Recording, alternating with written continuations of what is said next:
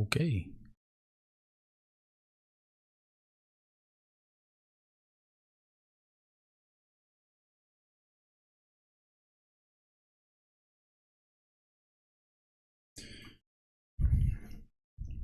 All right. I'm gonna try something a little new today. It's first time going live. So what I want to do is just answer some questions. Trying to figure out how to set everything up here on YouTube and get you guys going. So bear with me for just 1 second.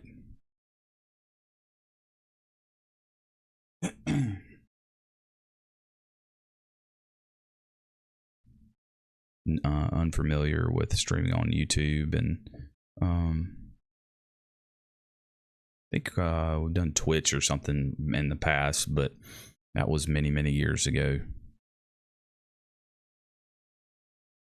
Hey Hank, sweet man. Hey, thanks for tuning in. You're my first person that I've gotten here on this live stream. Semper Fi, dude. I appreciate you stopping by. Like I said, I'm just trying to get everything kind of up and going. I figured that would be a good way, maybe for on Sundays when my videos go live, that I can come on here and answer some questions and talk with you guys and things like that. So, okay. So now I'm getting my frame rate. I'm getting all my FPS and stuff like that. So just bear with me here, bud. Getting all these overlays and everything working. I appreciate all you guys, and yeah, if you haven't, go check out that new video.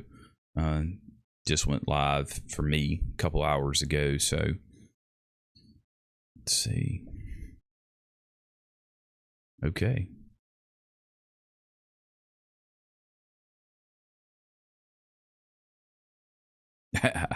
How bad is the hazing?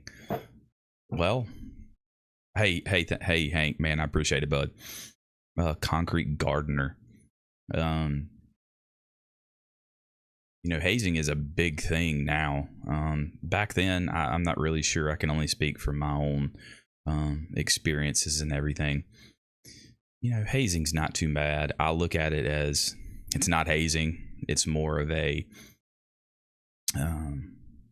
I guess you could say it is, but it's more of just an acceptance type deal of kind of being joined and rightfully in the brotherhood. But as far as too bad, I don't think so.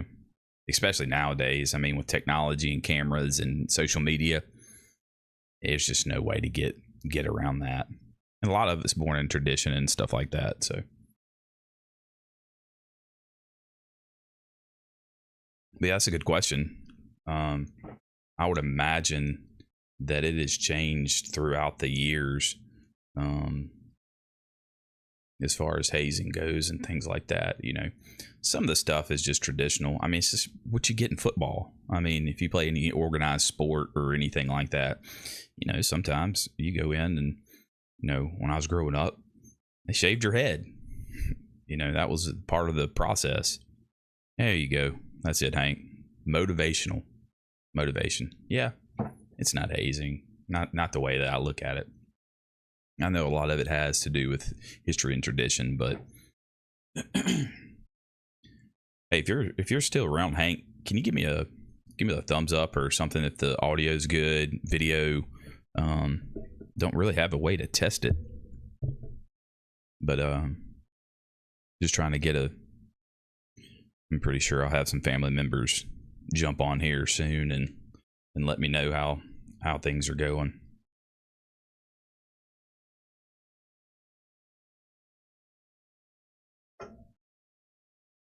Sweet. I think I've just got my dashboard. That's all I'm kind of working on here, is getting everything set up where I can see you guys. And I think I can do scene transitions. Okay. Oh, sweet. Hey, sweet. John, what's up, man? Yeah, okay, thank you. I was just curious, Hank, how everything was. Like I said, it's first time on YouTube live streaming with you guys, so it's just a test. It's just to see Waze ASMR. Yeah. Hey, thumbs up if the audio's good. Sweet. That's the boss.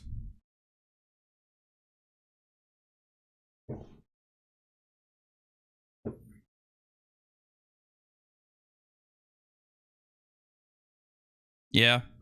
In the 90s is a whole lot different from when you and I were in until now. Yes, it's a drastic word. Motivation's kind of better to, everybody sees the word hazing, but you know, it is what it is. Some of it comes with the territory, you know. Be young. What was my MOS? 2651, Special Intelligence Marine. Okay. Sweet. Thanks, McJunkin. I appreciate it, bro.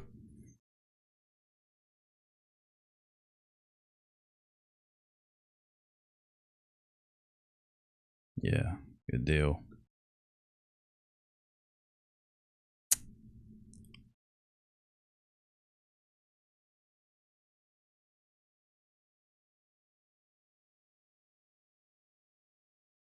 All right, I'm gonna go through. I do believe I got some other scenes and stuff like that. Yeah, some overlays that I'm kind of playing around with. I think I took off. There was like a little neon. Did I enjoy wearing silkies? I still wear my silkies until this day. How did you know what silkies were? But yes, those were I'll tell you a funny one if you're still listing those for other people too. Those were often called ranger panties. You know, little shorty shorts. As you know, I still have a couple pair of the silkies, but were we issued silkies? No, we were issued just the regular cotton PT shorts, but silkies became a favorite of the guys wearing to PT and things like that. As you know, I like to dive in them.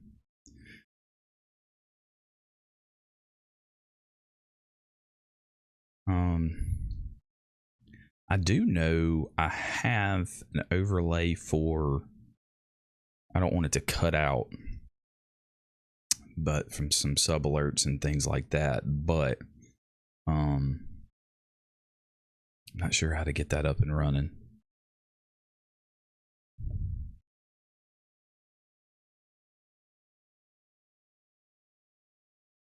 Okay, there's another scene.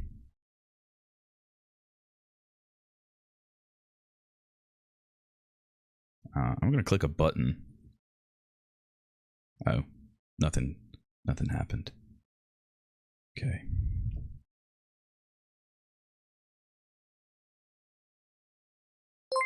Okay, here we go. All right.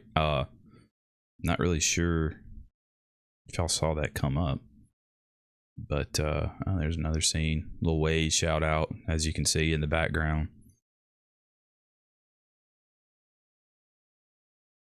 I want to rerun another alert. Okay. So apparently I've got to put all these alerts in one of my scenes because they're only running in one. But videos had to laugh with the one about the drill instructors who was not within height. Hey, brother, did you see that? You know, there has been a lot of feedback on that video, John, about that drill instructor.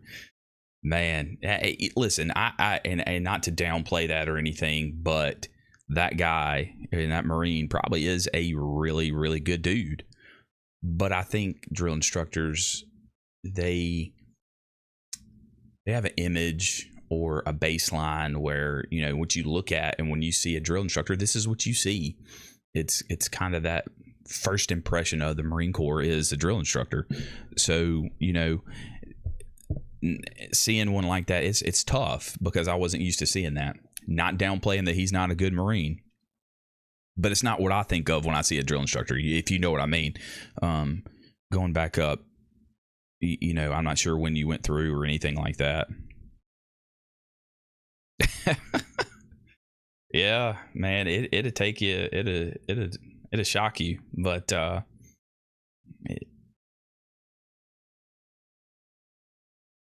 yeah, Hank, I'm with you, brother. I understand that.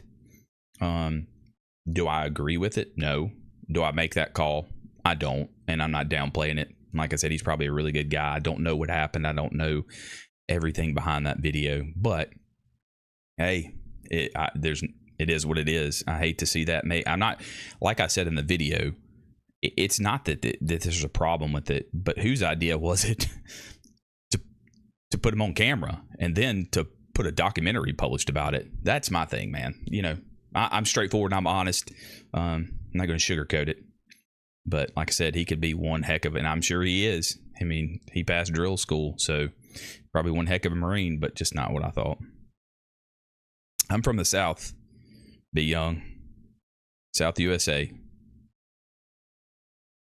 Deep South.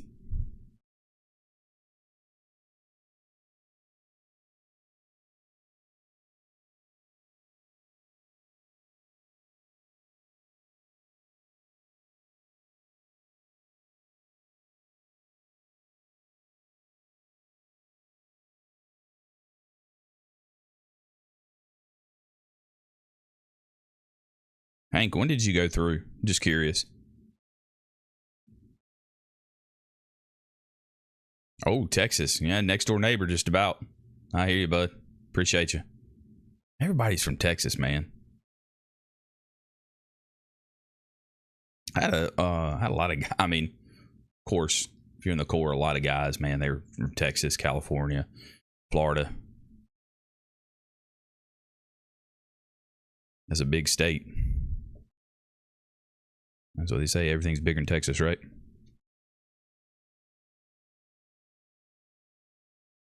I don't know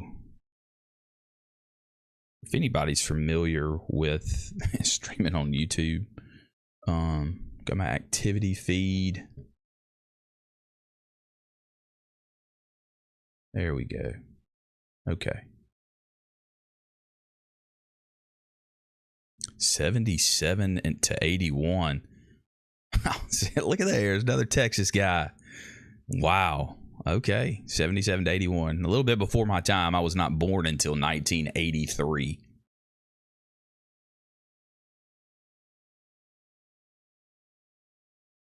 Nah, it's all right. I'm sure he gets a lot of flack off of that. McJunkin. Yeah. Yeah, it's tough, man. It's a shock. It's a shock. But like I said, I'm not downplaying who he is as a person or as a Marine. It's just shocking. Hey, listen, I appreciate you guys stopping in here and chatting it up with me while I work things out, man. That really means a lot. I do appreciate that. I know it's kind of late for me. Not really late, but in the evening. Just turned 66. There you go, Hank. I just turned 41. So you're right there ish. Yeah, I'm sure it was a little different when Hank, when you were going through things and stuff like that, as far as when I did.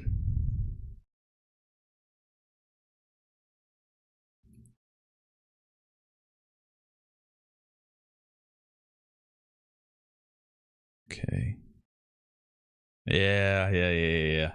Hey, listen, you stick around here long enough, Hank, you'll find some you'll find some young guns in here on this channel. Boy, there's been some, some ones that graduated, and I know there's one guy that I was kind of combating within the last year, I think, found my channel. That, there you go, 59. All right. Yeah, it's but that's good, man. That's what I want to bring, and like I said, this channel and me and everything is to bridge. Hey, 54, okay, is to bridge that generational gap, and I think I do kind of hit from the older generation to the newer generation. I think that I've said in a video, I'm kind of right there in the middle, and that I want to bridge the gap between the old and the new, and to learn from both. I mean, there's things that we can take forward from the past, the present, and can carry on to the future. So that's kind of my goal, is just to, everybody's welcome here. Don't matter if you're old or if you're young or new, fresh out of boot. It doesn't matter. Do I enjoy the beard now that I don't have to shave? Yeah, that's a good question. I do. You spend time in, and you don't get to grow out a beard or anything like that. And then once you get out, I think most Marines, the thing is like, man, I can't wait to grow a beard. And luckily, the Lord blessed me with the genetics to grow a healthy beard after I got out. My uncle was in 34 years. Wow. World War II. All the way to 74. Holy smokes. Officer enlisted, Hank. That's a long time. That is a long time. That's just about as long as I am old. 34. That's sacrifice right there.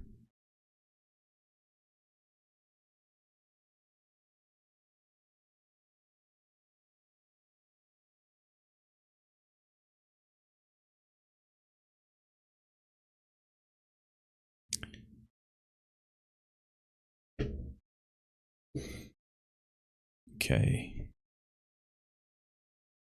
Once again, I'm just trying to work through a couple things, make sure.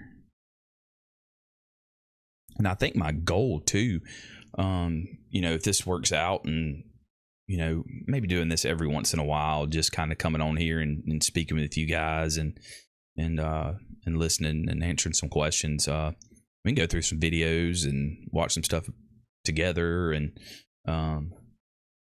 answer some questions, or do some reactions, or talk about things. And I mean, that's what I want to be here for, is you guys to an outlet to talk and just be here and enjoy the community. That's what it is.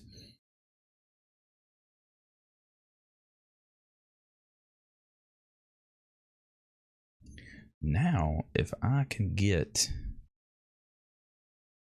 this here, Master Guns. Okay. Wow. Hey, Hank, that's awesome, man. Master Guns retired. That's getting on up there, man. All three. World War II, Korea, and Vietnam. That's a true hero. That's a warrior right there. I can only imagine. And enlisted. Woo! Can only imagine what that's like.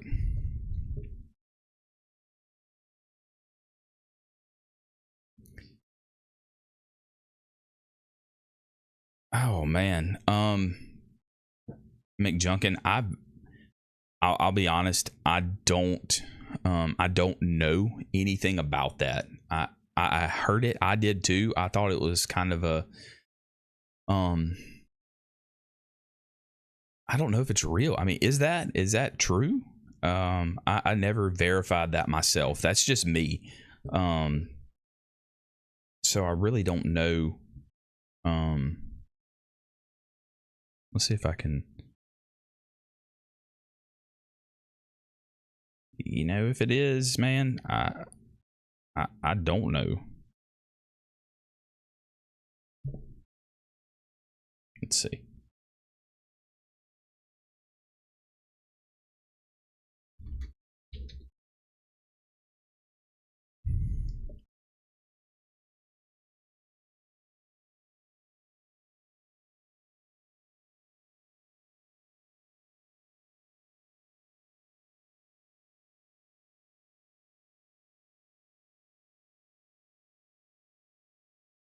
I don't see anything.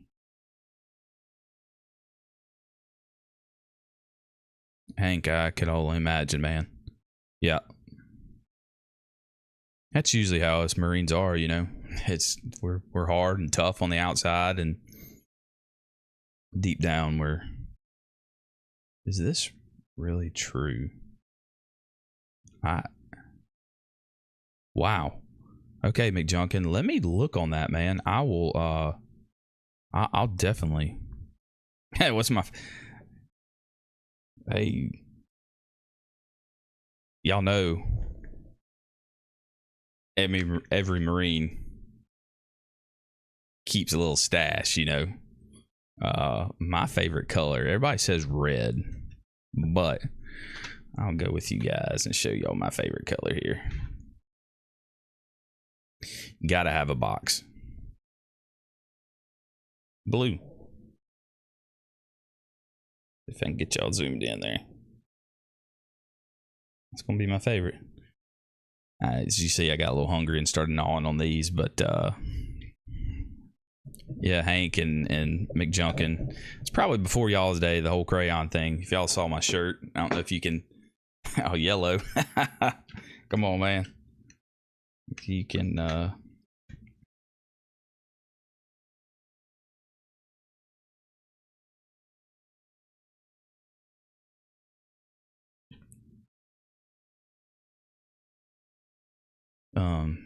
This is a really cool shirt that I got. I don't know if y'all can see it, but it's written in crayon. It's written in crayons. I love this, man. I get so many questions about that, and when people figure it out, it's absolutely hilarious. And they kind of get it. And grunt style, I'm sure y'all, Lance Corporal, Terminal Lance stuff on the back, but it's hilarious when people actually get it, and especially the military folk, the ones that gives us a hard time, the Army, Air Force, you know, all those guys. Hey, but McJunkin, back to your question. Let me read up on that, and man, I don't mind getting back to you on that. Hey, thanks, Hank. I appreciate it, dude. I love it. Yeah, I don't know my thoughts on that, man. Does seem like a bad joke, and that's why I honestly don't know, and I didn't take it seriously in the news. But yep, it's kind of where I stand. I don't know because I have not read into it and see if it's actually true. Yeah, McJunkin, they're pretty new. It's not 80s. It's going to be your early 2000s, mid 2000s type thing. When it hey. I'll get to that in a second, but yeah, so the crayon thing is kind of meant to, and then it's just it rolled and it kept, and then it just blew up, and then now it's a thing, and so you know, I like it. I think it's good. I think it's cool. I think the Marines kind of took it and ran with it, and things like that. So, oh, John, you see, okay, back to that. Yes, the Fortnite llama, my kids as well play that, and I actually, funny, when it first came out, my oldest now is 16. We went to a county fair or state fair here, and when Fortnite was huge, man, and you know those little things you can play for prizes and things like that. We were at the fair, and he said it was a basketball shoot, and so he's like, I want that. And I'm like, all right, man, I got you. And he's like, you're not gonna be able to win it. Dude, I drained it and won that thing. Happiest kid back in the day for that thing. So it's kind of, I thought it'd be a cool little back piece to kind of put in the video. And people ask me about that all the time. They're like, hey, what's the deal with the llama? What's the significance? It's not. It's just a funny just to have back there. And he's kept it all these years, man. I bet you that was 7 years ago, maybe. I don't know, 6 years ago. So it's kind of stayed in the house. Everything else we've gotten rid of, but the llama has stayed.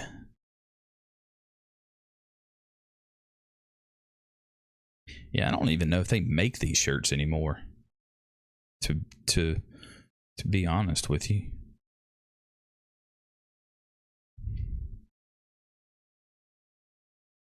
Let's see.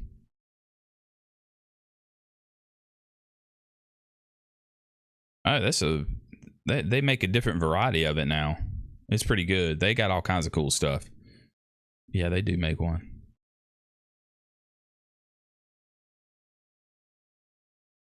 They make a lot of cool, funny stuff, man. It's good. I like it.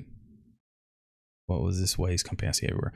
Okay, yeah, great question, John. So, Waze, we reached out and kind of partnered together. They are a local based energy drink company in my state.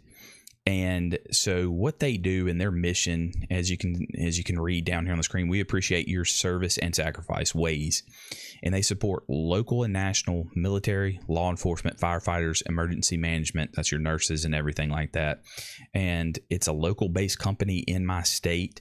And they give part of their profit to 10% to the Gary Sinise Foundation and local Mississippi wounded warriors. And they try to help out the veterans. They had to help out the law enforcement, help out the families.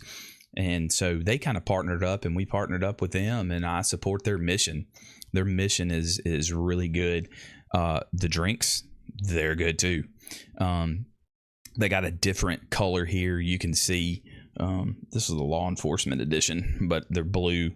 And it's for the Respond. And then you got your firefighter edition, and they got a military edition where they support the military. They got an EMS edition where they support the EMS and everything like that. So that's kind of who I partnered up with, and man, just trying to, they support me and support this channel, and I want to support them. And I do have a code. They ship nationwide, and I got a code. If I usually post, Hank, real quick, appreciate you stopping by, man. Thank you so much. I really do appreciate that, man. Come back anytime. Appreciate your support. John, yes, they're a sponsor. They sponsor some of my streams, and we partnered together with Waze. And yeah, and I think it's going to be a good relationship. And, you know, like I said, I don't support a lot. I don't just partner with anybody. But them talking with them and sitting down with them and everything, John, that would be great. That supports them. You know, I think it's great. They have a variety pack. If you go to wazeenergy.com, I do have a code. I'm not really sure how I can type that in the chat, but actually I can put it on the screen. I have a code. It's USMC 99, and that gets you 10% off. And I think it's free shipping, and anywhere that you want, and get the variety pack and just see what you like, man. It's really good. It's kind of grown on me, sugar free, made local dudes. And it's veteran owned. It's owned by veterans. They're legit. They're not just, these guys are veterans. Some of them are actually still active duty. So it supports the cause, man. Local, national, I don't actually need these earpods. I was going to do some testing and everything, but since you guys are keeping me going, I think we're good. But yeah. Of course. Yeah, the white one. Yep. Yeah, no problem, John. I appreciate it, man. Hey, that white kind of grows on you. You know, I like the orange, and it's like an orange cream, and then they got a peach pomegranate and a sour lime. They all grow on you. You know, everybody kind of asks about that, but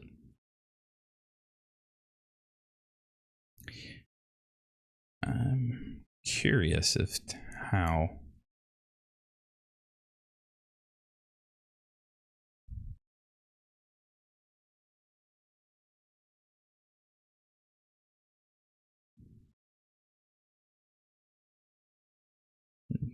Checking on something here.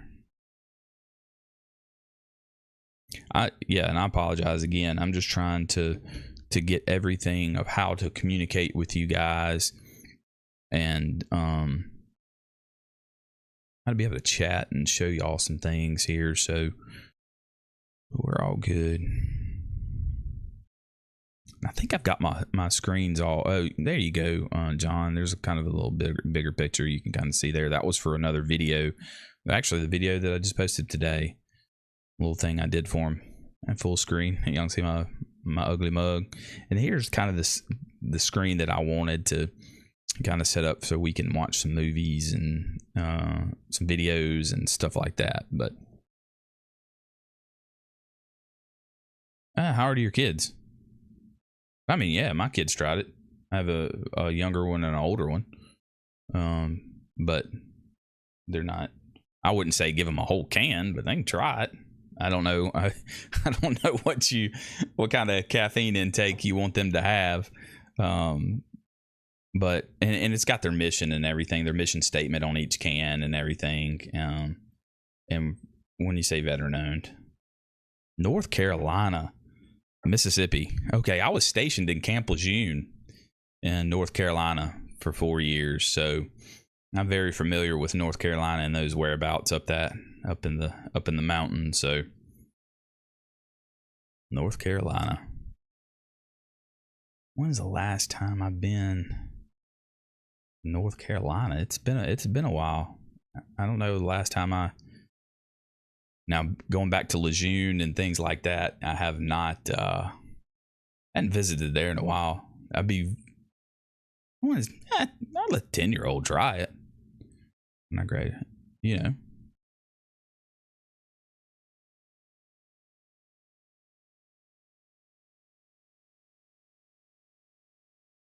Yeah. Open contracts. Yeah.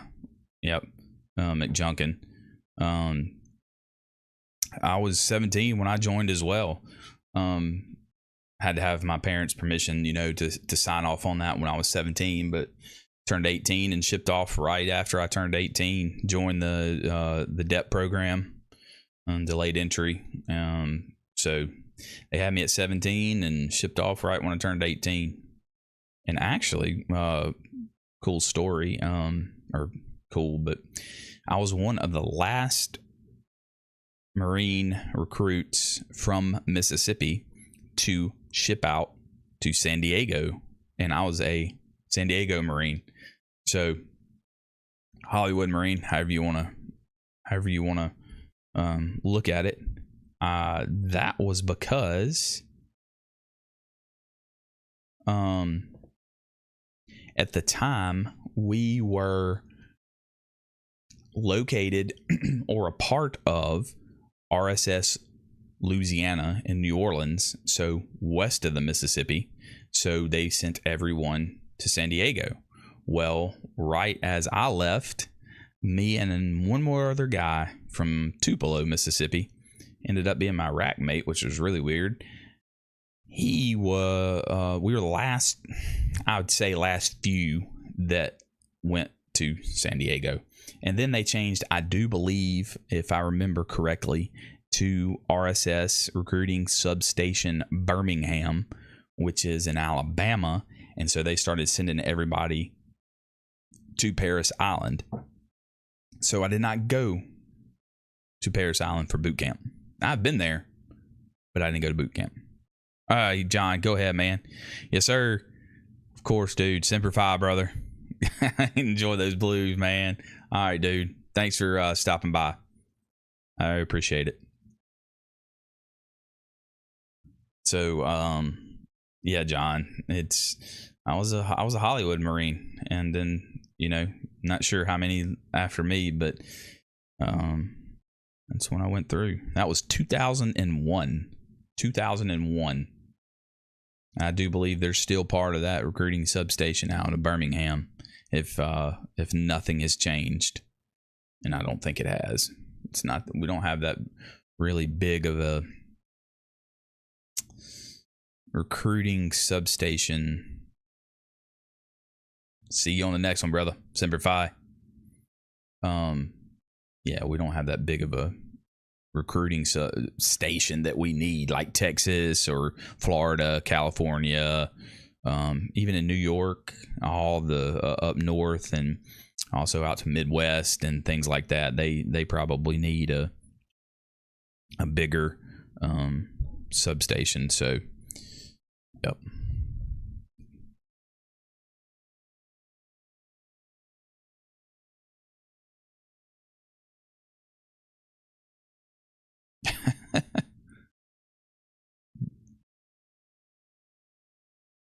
That's funny, man. Hey, listen, I get it and I understand it. My mom was the same way. She's like, I'm not signing, but then again, she's like, you need to talk to the Air Force and the Navy and the Army and all these different ones and get their perspective on what you want to do and, kind of plan it out. And I was like, hey, listen, they don't call Marine Corps recruiters, used car salesmen in a good uniform for nothing. They'll sell you. They'll sell you. So they sold me, and I was just like, man, I didn't even talk to another recruiter, to be honest with you. I'm the same way, but they did. They knew that I wanted to go do that, and so they signed off on it and quickly understood that was something that I wanted to do. And that's I do not regret it. And you said that the ink didn't even dry. Yeah, that's true. And they don't regret it, and it's I don't think that would be hard for me to understand that. With one of my boys, got 2 boys, if one of them came to me and said that. So I get it in a way, but if I was 18, I was going to sign up anyway. So.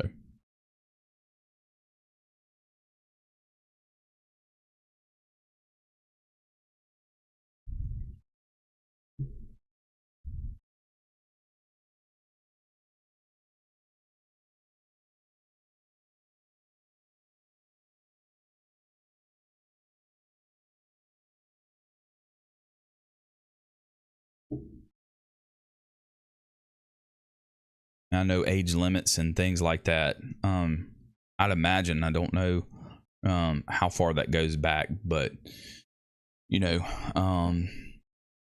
little bit different back then than it is now as far as age limits. And I've done some research and things like that. These kids, 14, 15 years old, back in the day, were going in and signing up. So a little different. They do a little bit more research and background check on you than signing up back then. So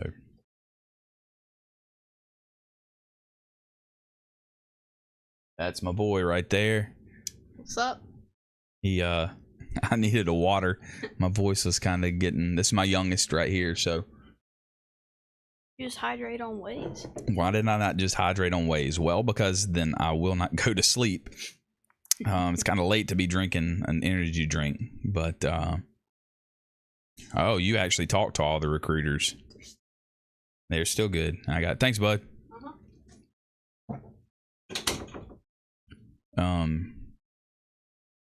Let's see.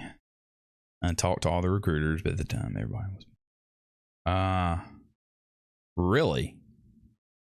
It didn't want to look like a squid. I get it, man. I get it. Yeah. Yep. The only reason he's in and out. So yeah, the only reason why I was on delayed is because I was 17 and still in high school. So other than that, I would have gone then, but it's only delayed entry. Went to a couple recruiting type functions, recruit poolee functions and things like that. They are totally different. I don't know if you guys have seen, I need to probably do that too, of going and seeing these recruit functions today. They are preparing them like no other. It's just amazing to what they do and prepare, and it's like they just threw us into the fire, man. John, I'm pretty sure you can attest to that yeah, sometimes you didn't even have a clue what was going on. So, but yeah, that's a good question.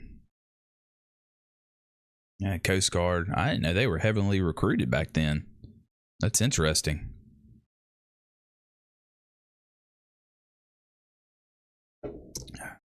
Gotta hydrate. That's one thing I always talk about in my videos is hydration, man. Gotta keep hydrated.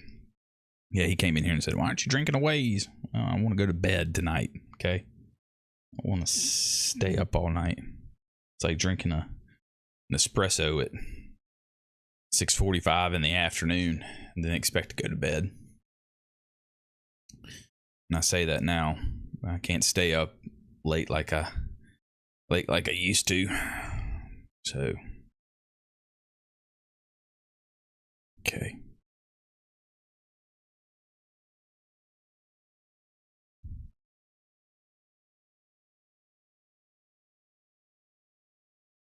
All right, while we're waiting here,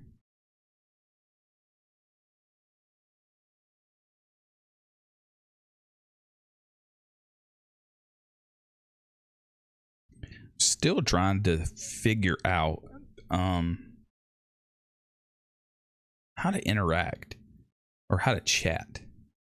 Not sure if I have to do that on my phone or not. I'm sure my kid can come in here and tell me. If he's watching, hey buddy.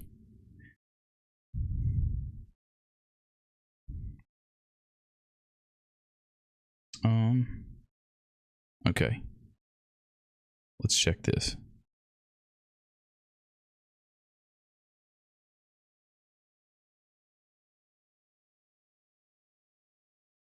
Interesting. Okay. I can do it from my phone. I'm gonna have to pull up a different and I'll work this out. I'll get all the kinks and everything worked out. So I took one look at the picture. Hey, that's good stuff, man. They did VHS tapes and they came in and spoke to the senior class and everything at school and did that whole presentation and raise your hand, you interested, and I had some buddies, had some Army recruiters, Air Force recruiters, but boy, when you see that Marine recruiter come in with them dress blues, looking all slick, driving in, kicking indoors and high speed, low drag type stuff, man, they'll sell you. That's what I want to do.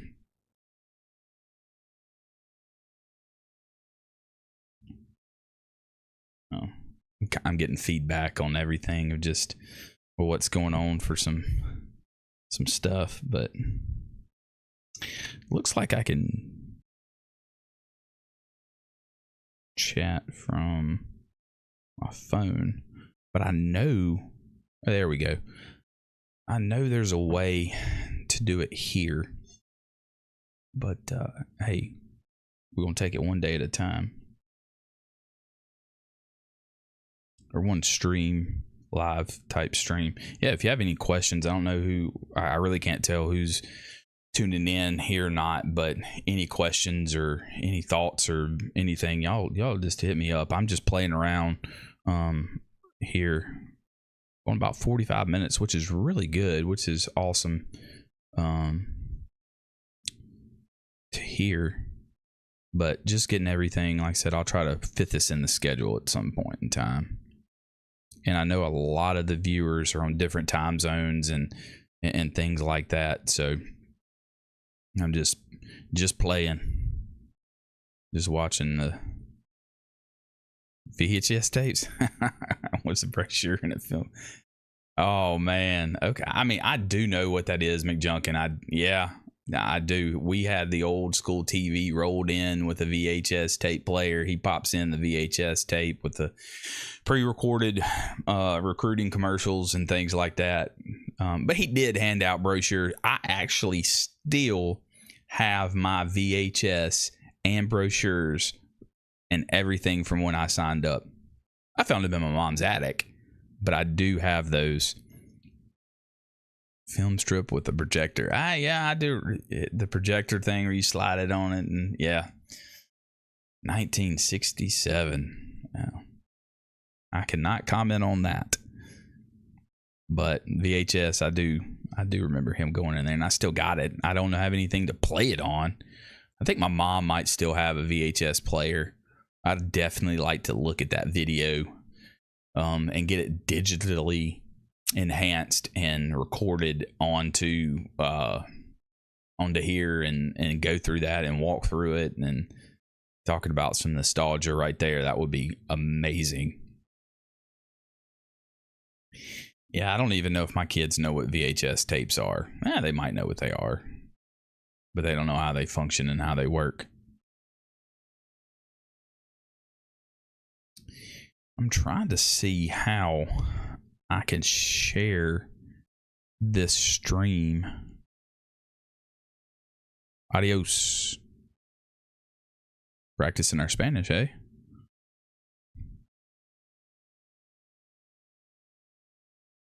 See ya.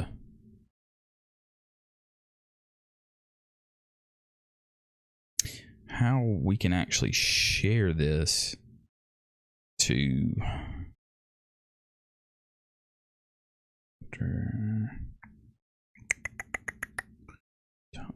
let's go with, oh, here we go. There we go. Ooh. All right, yeah.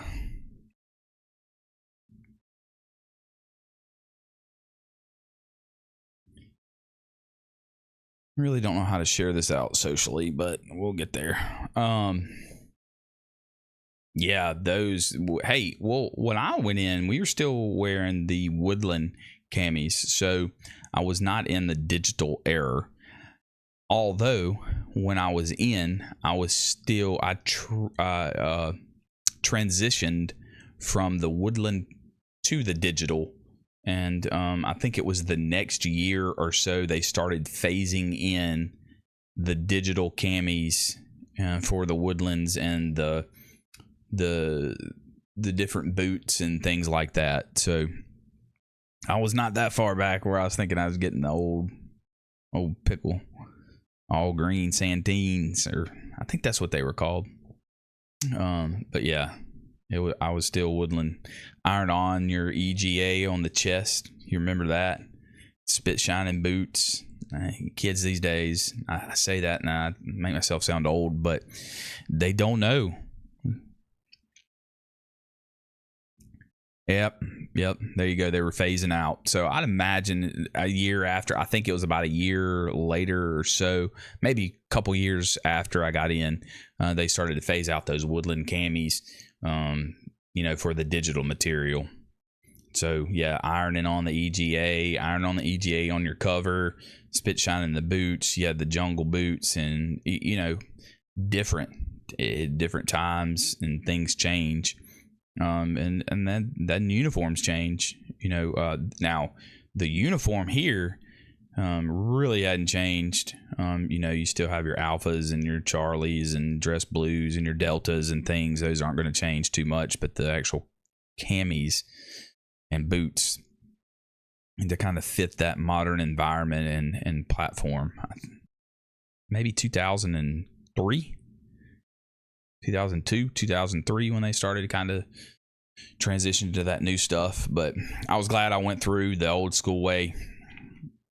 Heavy starch. Remember that? Starch and creases in your uniform, making them just, your trousers would just stand up without having anything because they're full of starch and creased. And the Eagle Globe and Anchor, you'd put so much starch right up here on the chest, it would just be like a hard brick. I swear it's like a sappy plate or a bulletproof vest with much starch we had in them, and the covers and everything. But it's totally different. I still have one. It's actually sitting right there. Let me go get this thing and show you real quick of what it actually is.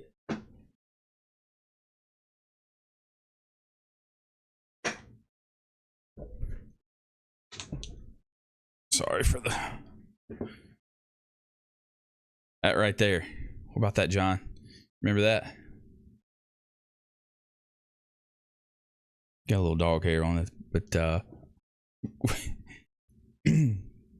that was that old school pattern right there. I knew I had it somewhere still. That was that old school platform of camouflage woodlands, you know. That's what we were used to doing. Starching that cover too, man. Ironing on those EGAs. Boy, how have times changed.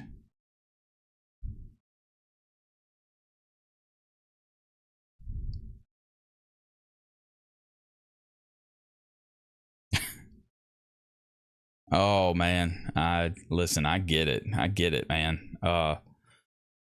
17 but and a quarter. Oh yeah. Oh, yeah. And I'm sure you didn't gain any weight. That's for sure. Yep, size, man. It's that's a big thing. You saw that whole cami cover, didn't you? Yeah.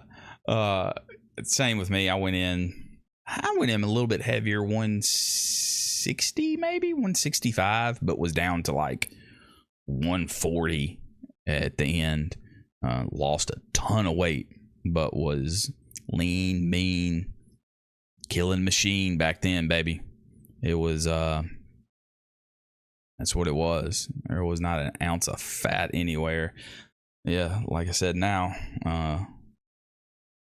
not as lean, not as mean, but still a Marine, right? That's what we always say. But yeah, I remember that.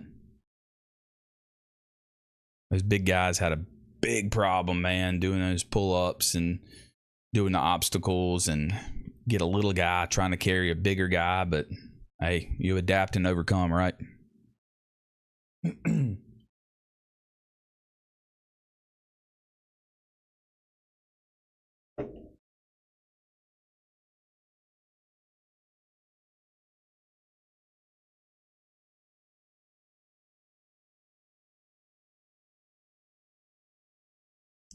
Still trying to figure out here, guys, one thing.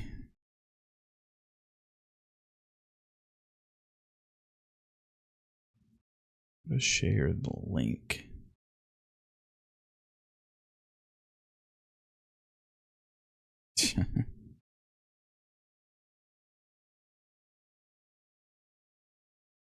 Well, I'll have to figure that out.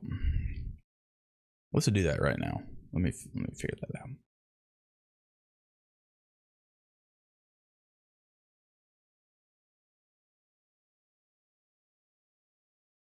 Oh, you walked to school.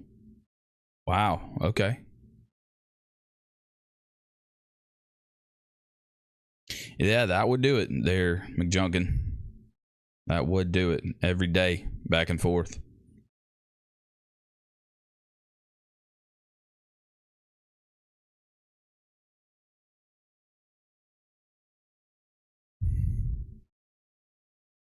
I think I have to somehow link.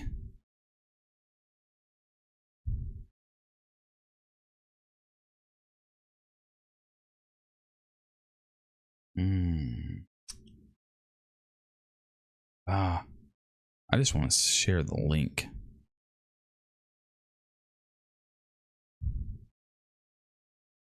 The school wouldn't let you get a bus pass. Really? So you had to, or be driven, or some other form. So, wow, did not know that. I'm sure my mom has told me that at some point, but I don't remember that.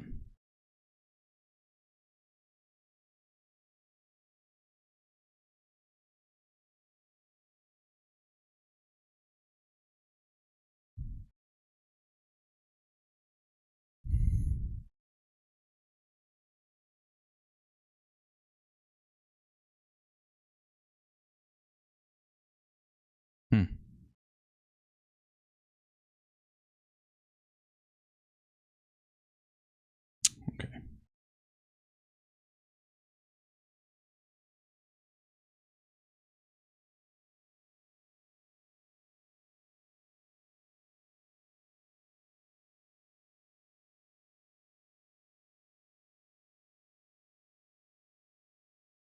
All right. So next time, I did figure out how to do it. Next time, to kind of share the live local link to connect all my socials and everything like that. I did find that out. So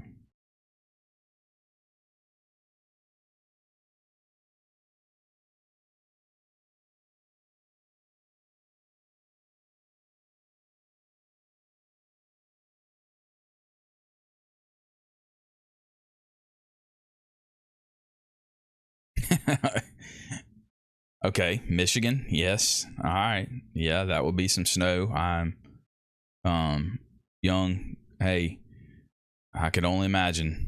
Yeah, snow is. We don't get that down south here a lot in Mississippi. Snow is very rare for us, and if it is, it shuts the whole thing down. So we kind of go crazy over that kind of stuff, but I was not. And we get ice every once in a while in the wintertime, depending on the winter, depending on how, how north you are in the state or south. But I did not have to deal with that. I'm actually pretty glad I did not have to deal with that. From Michigan, okay. Well, y'all riding a high horse on that Michigan football, aren't you? National champs. Yeah.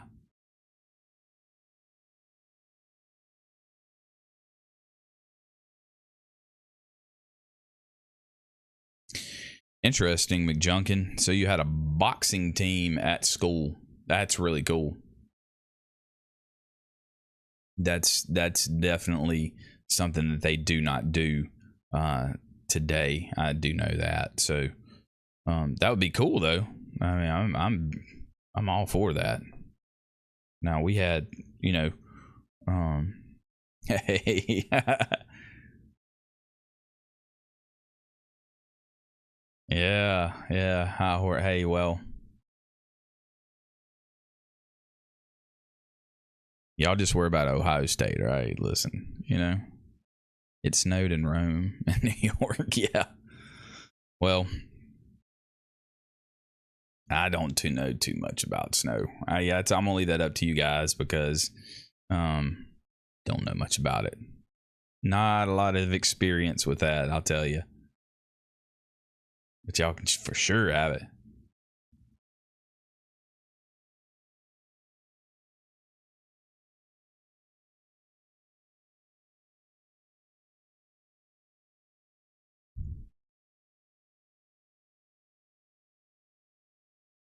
Okay.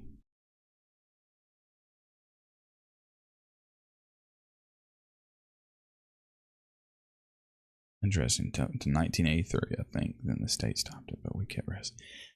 Yeah. So I've heard of that in boxing in 83. Like I said, that was the year I was born.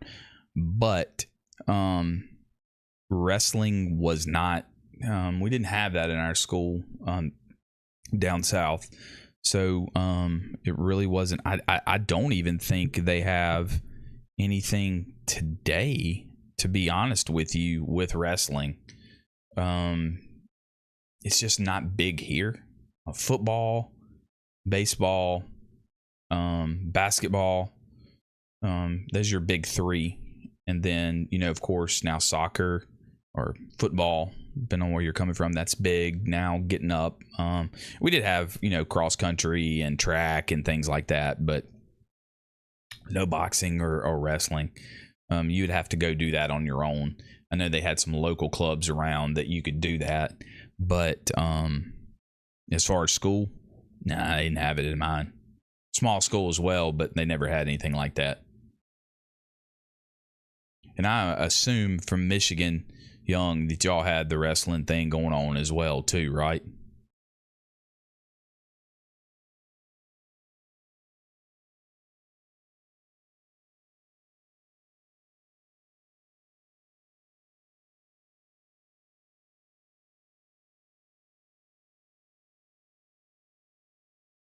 How did that McJunkin? How did that boxing help you in boot camp? Good, bad? Did that help you out any? Because I know they did a lot, and the Marine Corps had a boxing team. A friend of mine, his Marine, they did have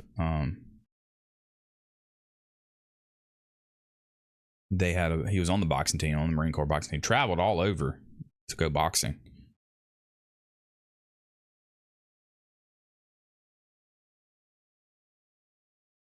That makes sense, John. That does make sense. He tried out. Hey, man, at least you gave it a shot, Yeah, we some other local schools had swimming, but my school did not, and it wasn't a big thing. I know swimming now is really, really big. Football, hockey, basketball. Okay, all right, yeah, hockey. I can see that. Yeah, okay. Football, hockey, and basketball. That's pretty much what I expected. Like I said, I've heard from some guys up in Michigan and things like that. For us, football, baseball, basketball. That was back when I was, and you know, now things are growing and every sport is different. But you know, do y'all think that really? Do you think that helped you, you know, in boot camp or going in the Marine Corps or any of those physical activities like that? I mean, I say yes.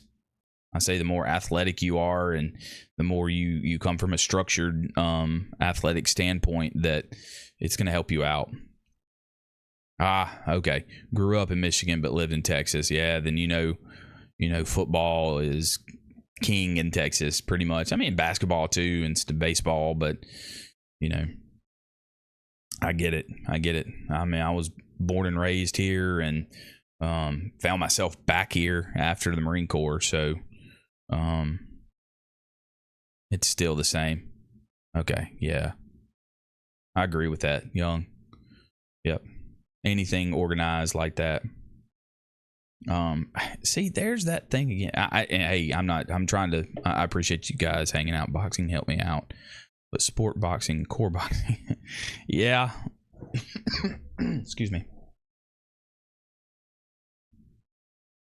Yeah. Definitely in boot camp and stuff like that, man. He just pulled you out. But I do know now they still have an organized boxing team for the Marine Corps. So not just hey, throw you in the ring, start boxing, but a more formal type thing where they go and box and exhibition, I guess. I have to get with my buddy. That would be a great thing for him to get on here and have some conversations with us live and pick our brains and stuff like that. He's around the same age as I am, so he'll kind of give an aspect of to that of what, you know, what he experienced and everything. But I'd imagine it's the same. This, you know, how do you get that stuff to go? I'm still with you guys. I'm just switching.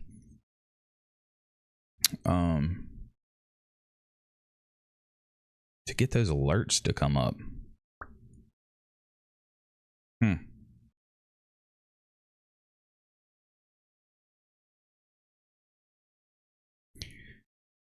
Understand that. Dang typo. Sorry, not wearing my glasses. I got a pair around here somewhere, man. I thought I did. I don't know where they are anymore. Yeah. It's gonna...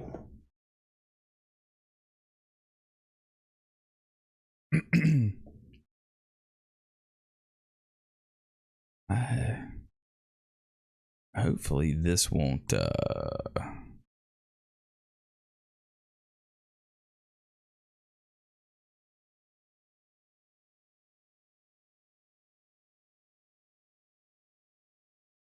it's so weird how it'll show up on one scene and not show up on the other.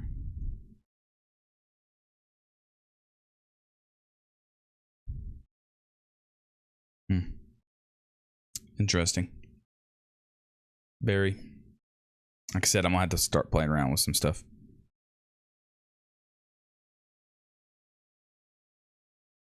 I don't know why it would. In the fight pit, I was also paired off with these 6. Yeah, that's tough, man. I have talked on that kind of in a recent video of Pugil Sticks. Pugil Sticks is kind of the same type thing, did some boxing and things like that, but Pugil Sticks too, you get paired up with a big dude, man, and little guys, what you gonna do? Well, I get it. I do get it. because you don't get a choice in combat or whatever you're doing to pick and choose who you're gonna fight.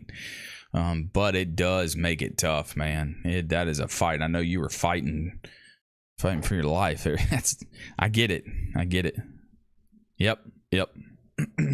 Speed.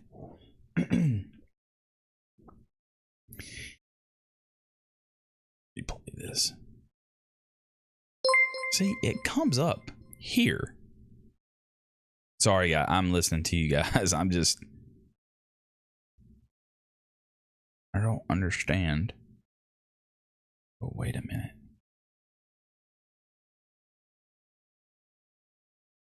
Okay. All right. I'm going to try something here, guys. Just bear with me. That. Okay. I got it.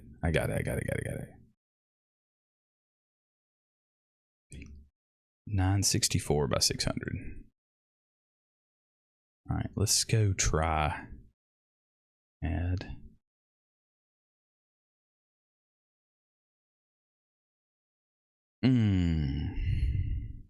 What is that called? It's a web link, right?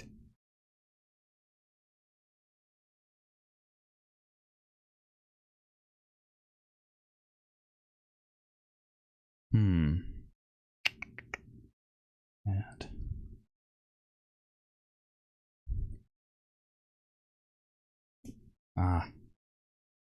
Let's go here. Okay. All right. I think I have it set up, guys. I'm going to replay another one here.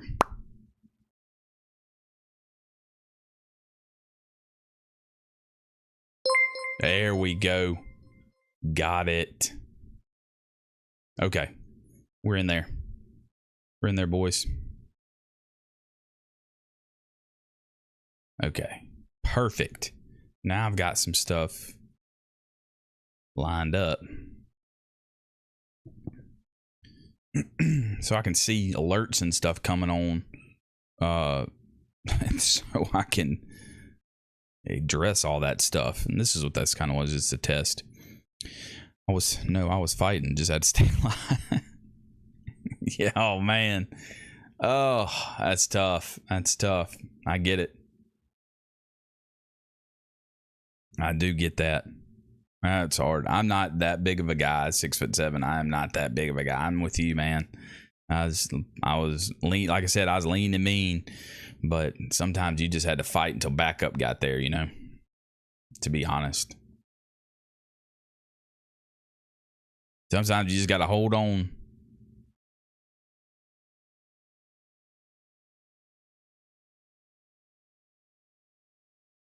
Okay.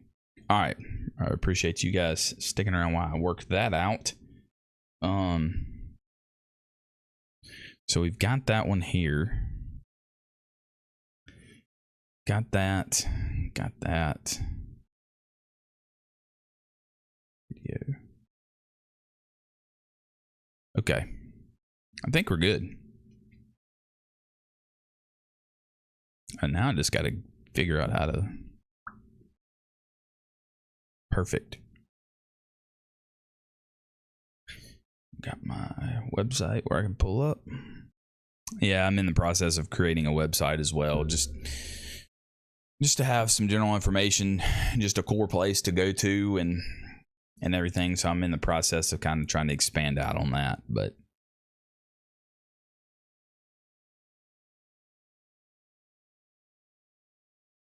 young. Now you got me wondering where my glasses are. I can see you guys good. One thing that I've been blessed with is vision.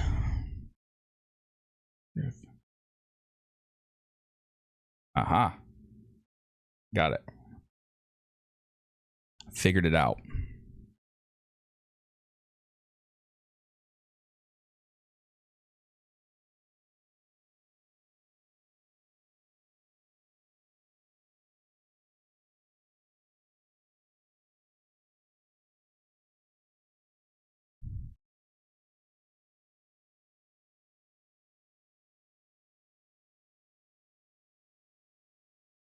Let's see if this works.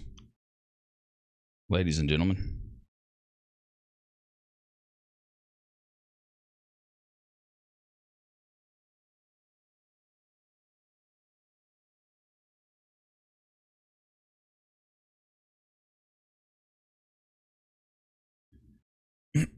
Oh, would y'all look at that? My a beautiful bride is already it's hard. I don't know how to get that to zoom in. She's already shared it up. She figured it out before I did, guys. Holy Moses. Okay, there she goes.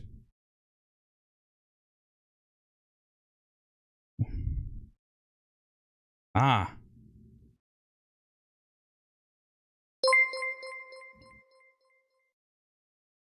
Mets. I'm not sure if they're tuning in live. My vision was good until hey, I'm good. Hey, but I'm telling you, this right here has it's ruined my and then the computer and everything else too, but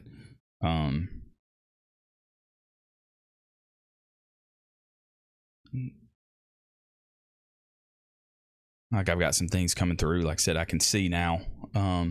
Not sure if they're live or whatnot, but yeah, vision. Hey, I got you two guys here. What do y'all think about those? Y'all shot iron sights. Now they have ACOGs and Trijicons and things on the rifles on the rifle range now. So your vision, did y'all have to wear BCGs in boot camp?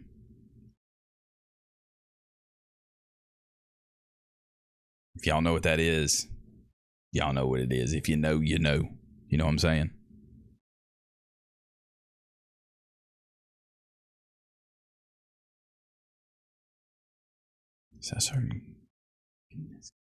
Oh.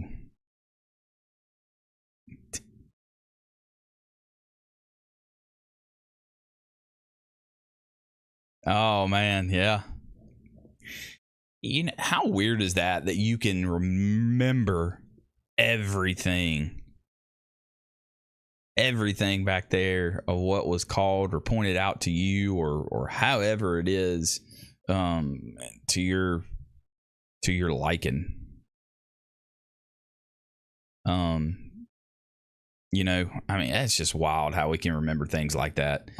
They're imprinted in your mind for so long, pounded into there and over and over and over again. Yeah, I know, McJunkin, you'll never forget that name. That's what you can tell, man. A lot of these guys and stuff like that is, you can tell them out. Who's your drill instructor? Who is this? Who is that? I can't tell you teachers' names. I can't tell you things from a year ago or 2 or 5 or 10, but man, you don't ever forget those days like that. I remember all the sound, smell. That's amazing. Yeah, Young, you got it, man. Old birth control glasses. But McJunkin, you're right, man. It is the sights, the sounds, this really weird. So I took up running and everything, I know, for a period of my life and still do, but there are still smells that I can smell while running out on an old gravel road or a beach or something that reminds me and clicks up here in my head, and it's just like, holy cow. Where is this smell? What is this? Actually, that's wild. You say that, and then faces and names. It's funny. Well, you probably couldn't remember the face with the beards, but I had a guy watching one of my videos, and he found me, and something clicked in his head. And I know he'll see this, and he watches this channel, and if you go back and you watch it and you see this, you know who you are. But he contacted me and was like, dude, I heard you say this. It was my platoon and my grad date and my company. and he automatically knew, and he went and he got his I don't want to say yearbook, but book and picture of us, and was like, which one is you? I know this is, I can't recognize you from the beard, but he knew from a platoon name to a platoon number to a company. He was there. He was in my platoon, and he found me on YouTube 23 years later. 23 years later. That is absolutely phenomenal. So I understand and I get what you're saying of the things that you can remember, and sounds and people and things, and it's wild. It is absolutely phenomenal what your brain can hold and how that impacts you. And that's kind of what I've been going on with these videos. What impacts you on the back end of your time in the Marine Corps until today, and how we remember and how we hold on to everything that we learned. And whoa. Hey, y'all watch out, boys. He's in. What's up, my brother? I did, Luke. Hey, man, I got a win, brother. I said, let's just see if we can go live on YouTube and just do a little question and answer. And hey, had some guys stop in and ask about some ways stuff earlier in the show. But yeah, I said, why not? Let's see if I can make it a thing. Maybe when I publish a video that I'll come on here. Not sure if it's going to be a scheduled thing, but come in here and talk with some guys and chill out and hang out and just have some good conversation. This is my first time streaming, Luke, on YouTube. So just kind of working out some kinks and seeing, what we got on here, and trying to get everything up and running. I think so far I've kind of got everything on here. Kind of running up and good. You see that shirt, Luke? I know you want to see it, right? I know you want to see it. Yeah. So, yeah. So that's what we're doing, man. We're hanging. Appreciate you stopping by, dude. I appreciate that. Remember the unmistakable smell of our pillows. You could wash that in.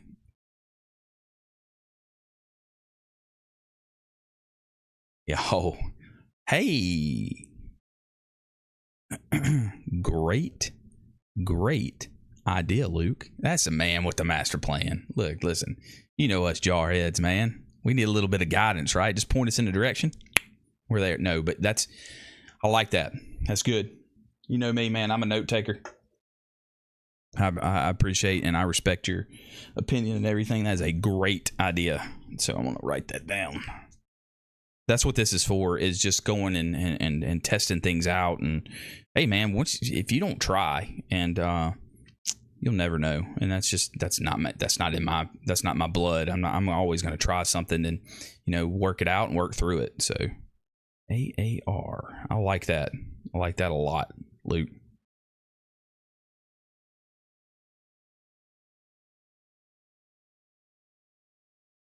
My wife was in here giving you praises, Luke, by the way. That's her favorite. It's white now. She switched. So thank you for that. Dog knows the smell of a brand new set of uniforms. I get it. Hey, McJunkin and Young.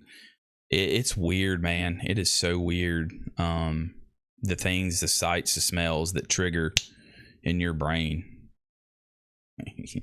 Attaboy, you miss 100% of the shots you don't take. I'm talking about. Yes, sir. And I had some time, man. Got me a good nap in today. It's good to have a good nap and you wake up and feel recharged. And my son came in here, Luke, and said, Dad, why aren't you drinking your Waze? He brought me a glass of water, and I said, dude, it's 6 p.m. Daddy ain't gonna be drinking a Waze right before bed, So, but, oh, hey, McJunkin, I still have my sea bag. I still got all my stuff in the attic. It's wild stuff I go digging around and finding and things like that.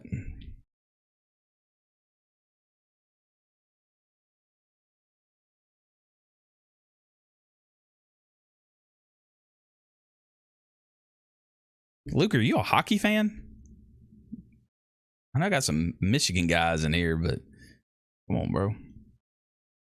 We didn't have hockey down here.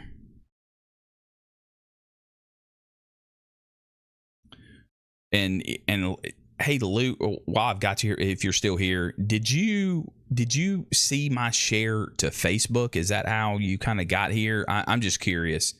Like I said, I'm testing waters and testing how things work and how things go. So if you're sticking around, if not, I'll shoot you a text and see how you kind of came across it. But that's kind of the thing I want to test out and to people is to see how you got here. And I think oh, okay, all right. Attaboy, you go on YouTube. Sweet. Good deal, man. Good deal.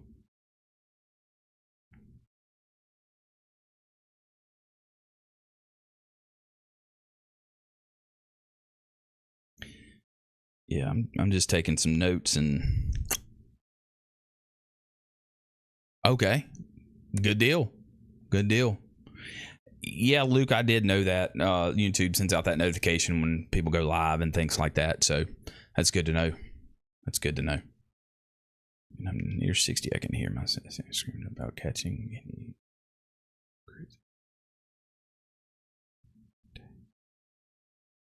How?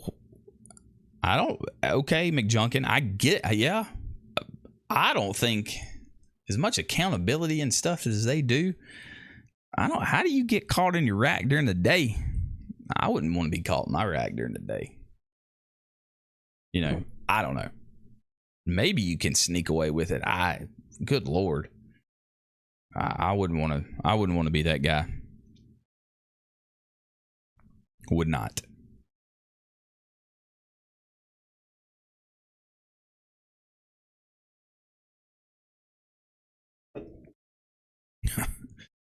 I didn't want to get caught doing anything that I wasn't supposed to do by any of my drill instructors. I'll tell you that much.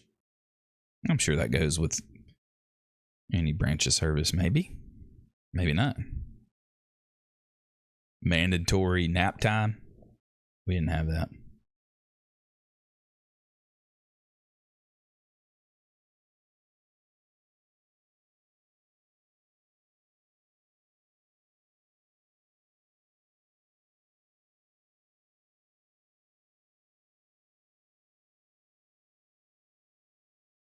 Yeah, Luke, I'm going to have to get up with you and get one of them high-powered, high-speed, low-drag PCs that you got so I can handle all this business that I'm putting on this PC that I got.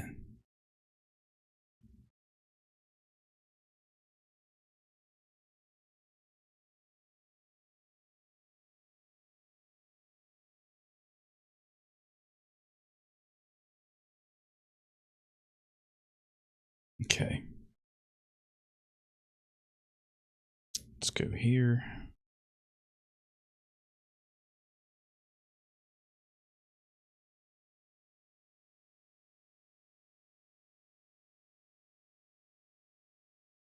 Perfect. I think I've got it down. It's only going to take one day for me. I'm going to get this. I'm going to get everything right.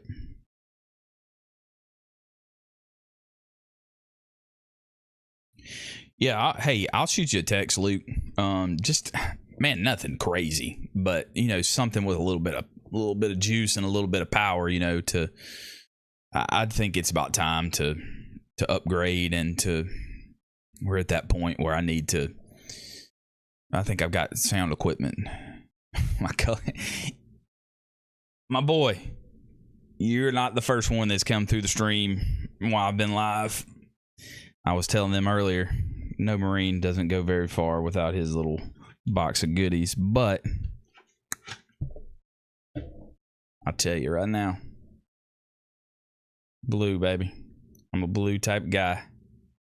As you can see, I got a little hungry there on the end. It's my favorite. It's blue. I know. It's weird. Everybody likes red.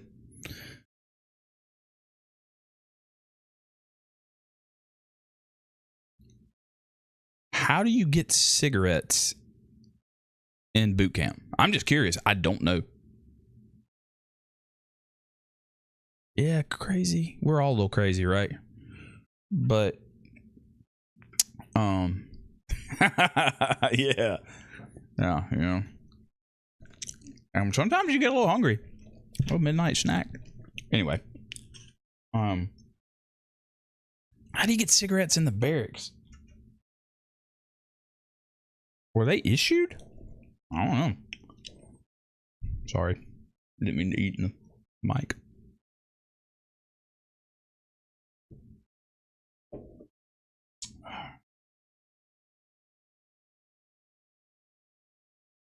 How do you get cigarettes? I'll tell you. Hey, what's up, y'all? Hey, Luke, I was just explaining to these guys, a little bit older than I am, but, you know, just the history of the Marine Corps and the crayon type thing going on and new age thing. So they've been kind of telling me some stories from way back when and when they went through boot camp and things like that. So it's been cool. Been cool to read and listen. That's what I was telling them too. And I know I've told you this too, but it's like a generational gap. And I think I'm right in that gap of the old school Corps, new school Corps. In the gap, I'm right in the middle, and I want to bridge that gap. And that's why I was telling these guys and some other guys that have come through of just, hey, we're all welcome here. We're going to learn from the old. We're going to learn from the new. We'll learn from the middle. But just bridging the gap, you're all welcome here, and we're all going to talk, laugh, you know, shoot the breeze, whatever it is, laugh, joke. It don't matter if it was a Marine, Army, Navy, Coast Guard.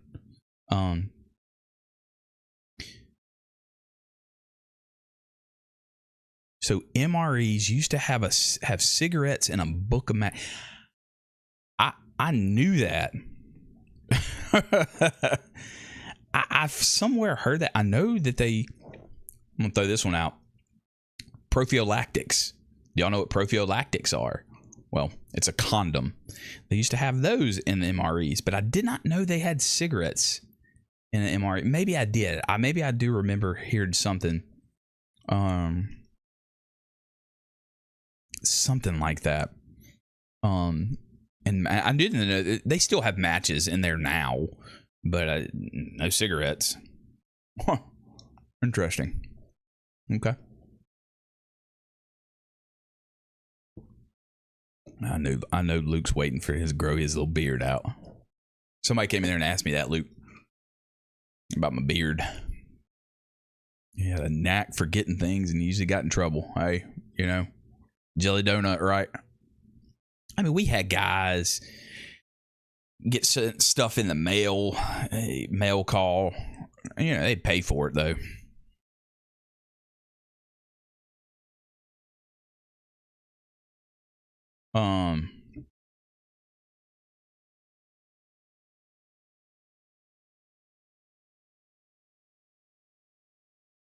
Oh, yeah. Yes, sir. Time's ticking down, ain't it? That's going to be exciting. What? What's she coming in here? That's the boss. Y'all better watch out.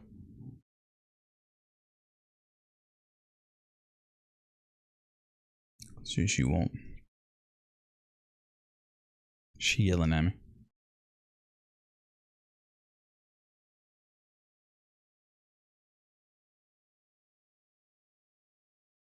She needs her glasses too.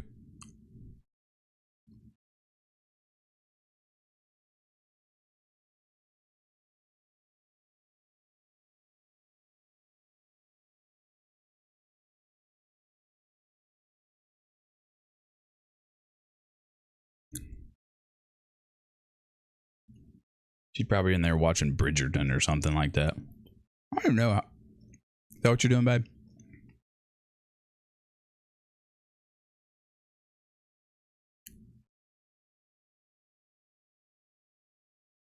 Or probably my kid when he took his mama's phone.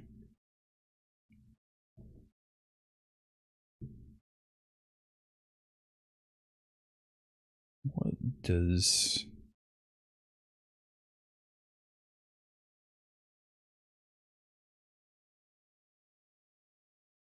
Oh, okay. In rations. Okay. That makes that makes sense.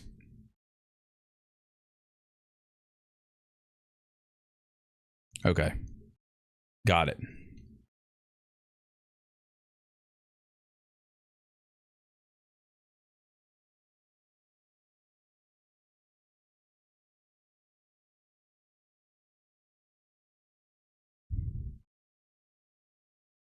Okay.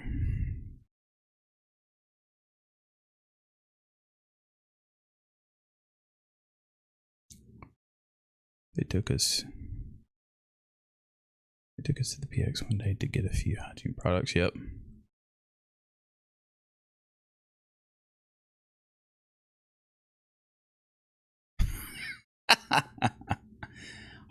They sold that in the well, I guess here's the thing.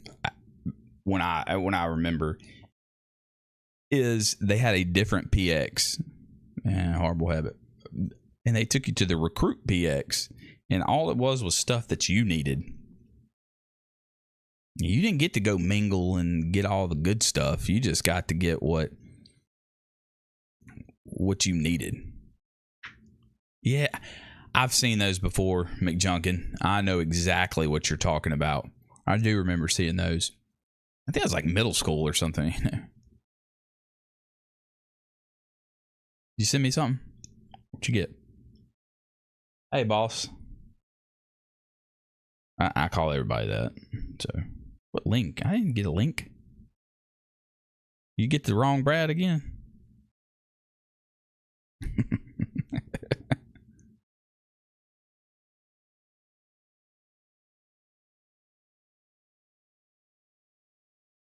Hey, where'd you send that link to?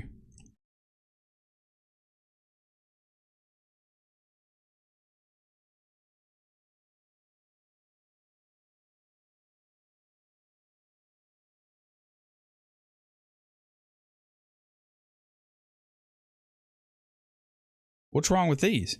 Are those not edible? Oh, I bet I have links disabled. I don't know how to not disable that. Wait. Live chat. I didn't get it.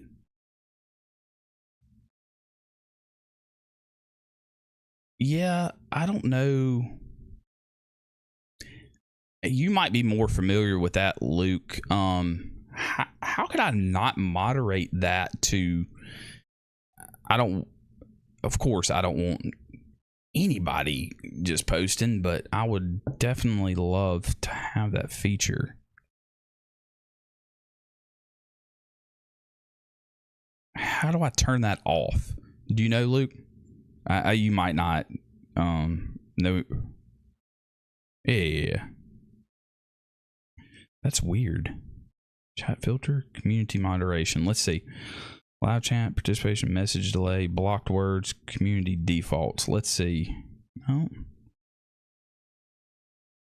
I still need to know that for purposes and things like that. Lock screen, additional settings. Loop. No. Brother, I ain't got a mod. This is my first one. I'm not sure how to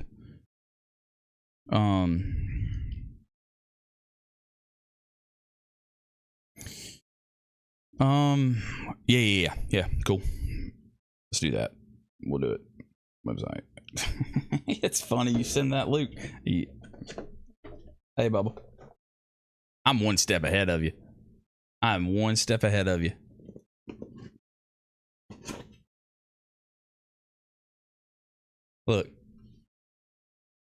Look at that.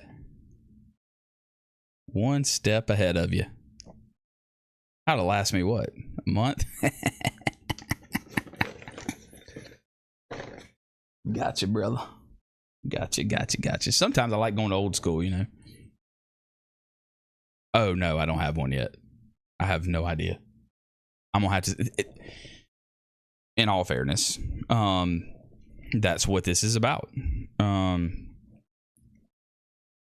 Is just to but I don't see a dashboard. That's what I'm trying to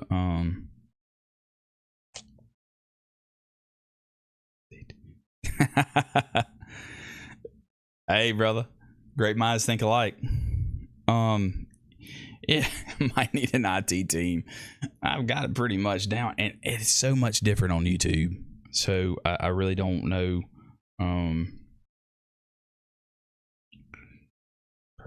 Okay, that's channel video.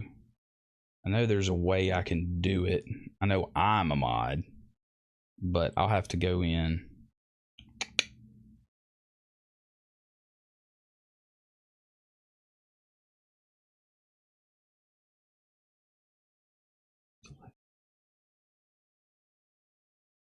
Okay.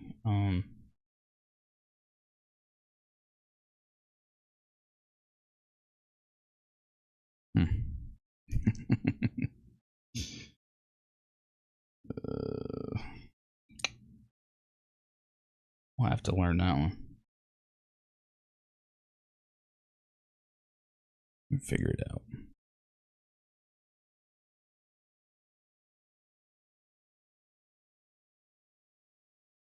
Ah, true. Right on. Yeah.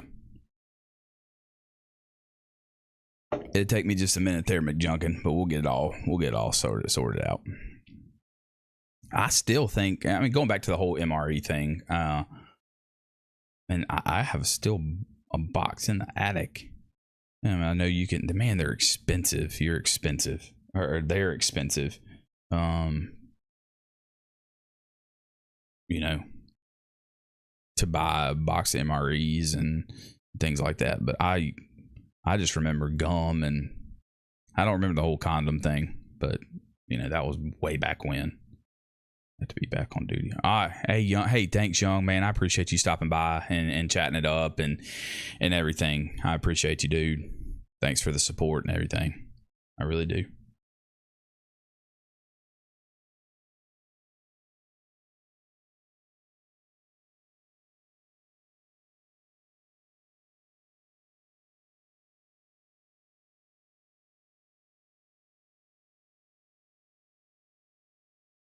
Go.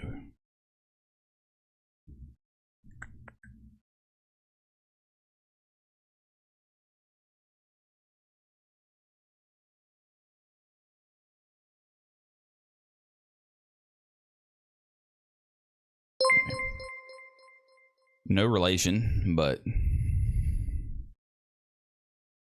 perfect. I think we're about an hour and a half here, hour and 39. It's gone better than I expected. Wait, I missed something there. McJunkin Halverson was a surprise reformed juvenile felon. Oh, okay. So I assume, McJunkin, that's kind of when they were giving them a choice to, hey, you either join or go to boot camp or go to jail. Is that what you're talking about?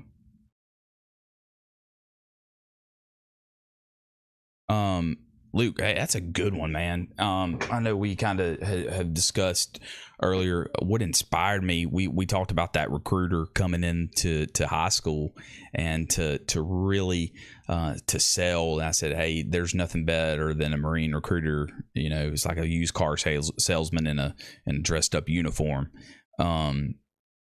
You know, they came and spoke. We had an Army recruiter, Air Force, Navy guy, Marine guy came in there with his pitch with a VHS tape, and I was like, high speed, low drag, kicking indoors and stuff like that. And I was like, man, yeah, that's what I want to do. So that kind of sparked my attention to saying, hey, this is something I want to do. And you know, in the Marine Corps, everybody had, you know, oh, it's the Marines, you know, they're the hardest and they're the baddest, and you know, you're gonna do that. And so that was a challenge for me. I always liked a challenge. I always there's not anything that I've found yet in life that I backed down from. So it took some thinking. and also, you know, with my parents and everything of like, hey, I don't want to go to college. I want to join the Marine Corps, and this is what I want to do. And, you know, I'm passionate about it. And my mom and parents were like, hey, go talk to the Army, go talk to the Navy, gather all the intel that you can get from all the services. So that's kind of where that did. And then Marine Corps sold me, and I saw that, signed up, delayed entry program at 17, as still a senior in high school, turned 18, shipped off after that. And how long ago? That's 23 years ago, my man. 23 years ago. Hey, Donald, what's going on, man? Hey, appreciate you jumping in here. Enjoy the 1930. That was a really good video. I agree with you, Donald. We were just kind of talking about some things and kind of how I got in the Marine Corps and what inspired me. And, you know, for love and country, man, for something inside me for not just as a kid, to serve, to protect others, and to have a servant's heart, and to be a protector and a shepherd, and so that was kind of in my blood, and you know that drove me to doing that ever since then. And you know, I to this day, that's still in my blood. I could have aimed higher. Hey, brother, you're right, but we'll be sitting in this chair, you know. Anyway, hey, Luke, by the way, I had people, Marines, that did serve with me and then left the Marine Corps and went to the Air Force. He went to the Air Force. Some went enlisted, some went to college and was an officer, but some of them, they really did, man. They switched over. They got smart, I guess. And yeah, that boot camp, 1930s was rough, man. Delayed entry 89 to 93. Okay. 0351. Okay, so 89 to 93. Yeah, delayed entry. Back then you couldn't go in at 17. You had to wait till you turned 18, and kind of just bought your time waiting until you turned 18 or graduated high school, whichever one that was, and that was me. And so, yeah, I signed up January of 2001. Yeah. Hey, listen, there ain't, like I said, there is no hard feelings on any branch of service or whatever, them moving over. And I had some guys go to the Naval Academy. I had guys go, you know, did a 5-year enlistment in the Marine Corps, went to Naval Academy, went to the Air Force, went to the Army, successful careers. And you know, they're probably, I know one's still in, one's just retired. So yeah, dude, hey, go where the money is, man. The Air Force is gonna pay you. You got all the experience from 2001 to 2009 or 2008, 2006. That's a lot of experience to take over into another branch of service, and I'm pretty sure they take care of you better. Delayed entry 89. Yeah. All right. How was it back in the late 80s, Donald? Was it, we were just kind of going through some of these other guys were back in the 60s, 70s and things like that. May of 81. There you go. There's your brother right there.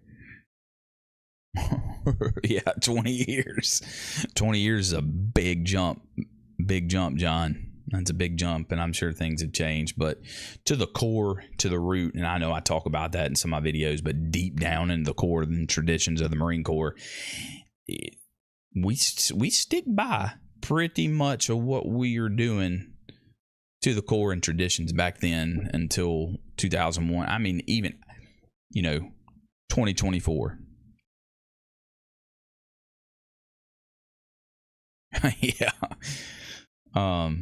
That's right, Luke. Pay you the same. You probably get promoted a little bit faster, but treat you just a little bit better. That's right. I agree with that. Ain't nothing wrong with that. I mean, listen, you do two enlistments in the Marine Corps, buddy. It's rough out there. It's rough. It's rough. You ready for some little TLC by the Air Force, right? May of 81. Okay. Yep.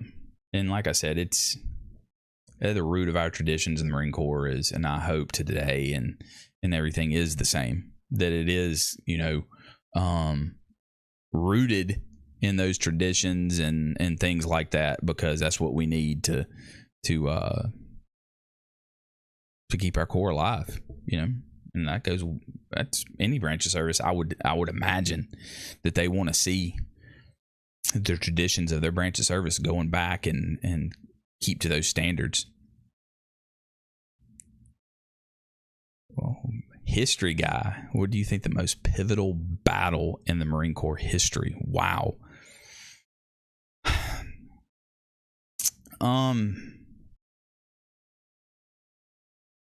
Belleau Wood. You familiar? I mean, Belleau Wood is another one. I mean, I don't know. To me, that's, you know, the Marines of Belleau Wood, and you know, that's where we got our nickname from the Germans, Devil Dogs, or Teufelhunden, which Teufelhunden in German is devil dogs, and that's just a relentless pursuit of the Marines in that era that really set the. I mean, even before that, I understand, but what really set us apart and what really gave us that gusto and that hype and that name and that tradition and the fierce battle and competitive nature and warrior spirit of Belleau Wood, of just coming from any adversary, and for them to give us the name of Devil Dogs and to say that we fight like the hounds of hell.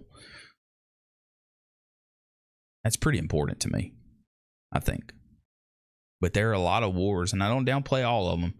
There's a lot of wars that the Marines did, but to me, I think that's just what did for the Marine Corps. They just came out just guns blazing and just showed who we are, you know.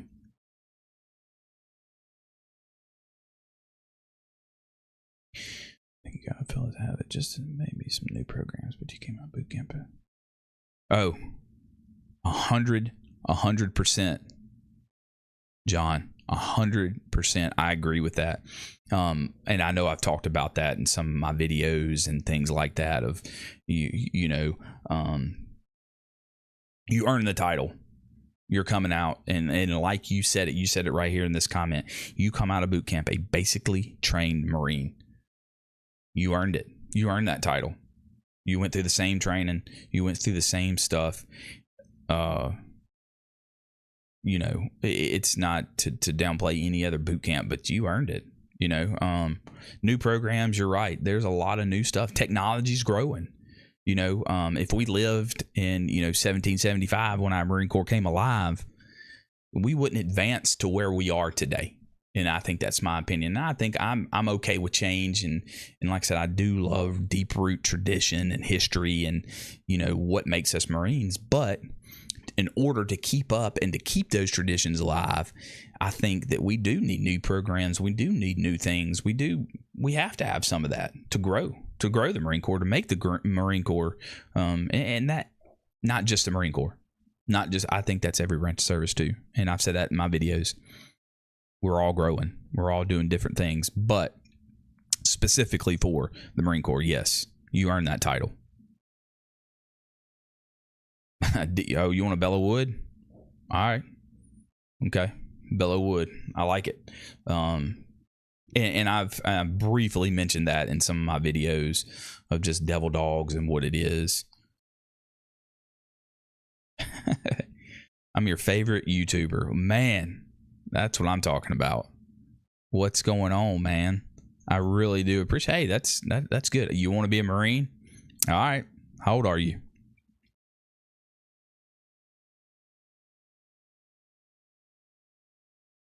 That's a good one. That's good, man. Bringing that younger generation and bringing them in. That's that gap I'm talking about. Okay.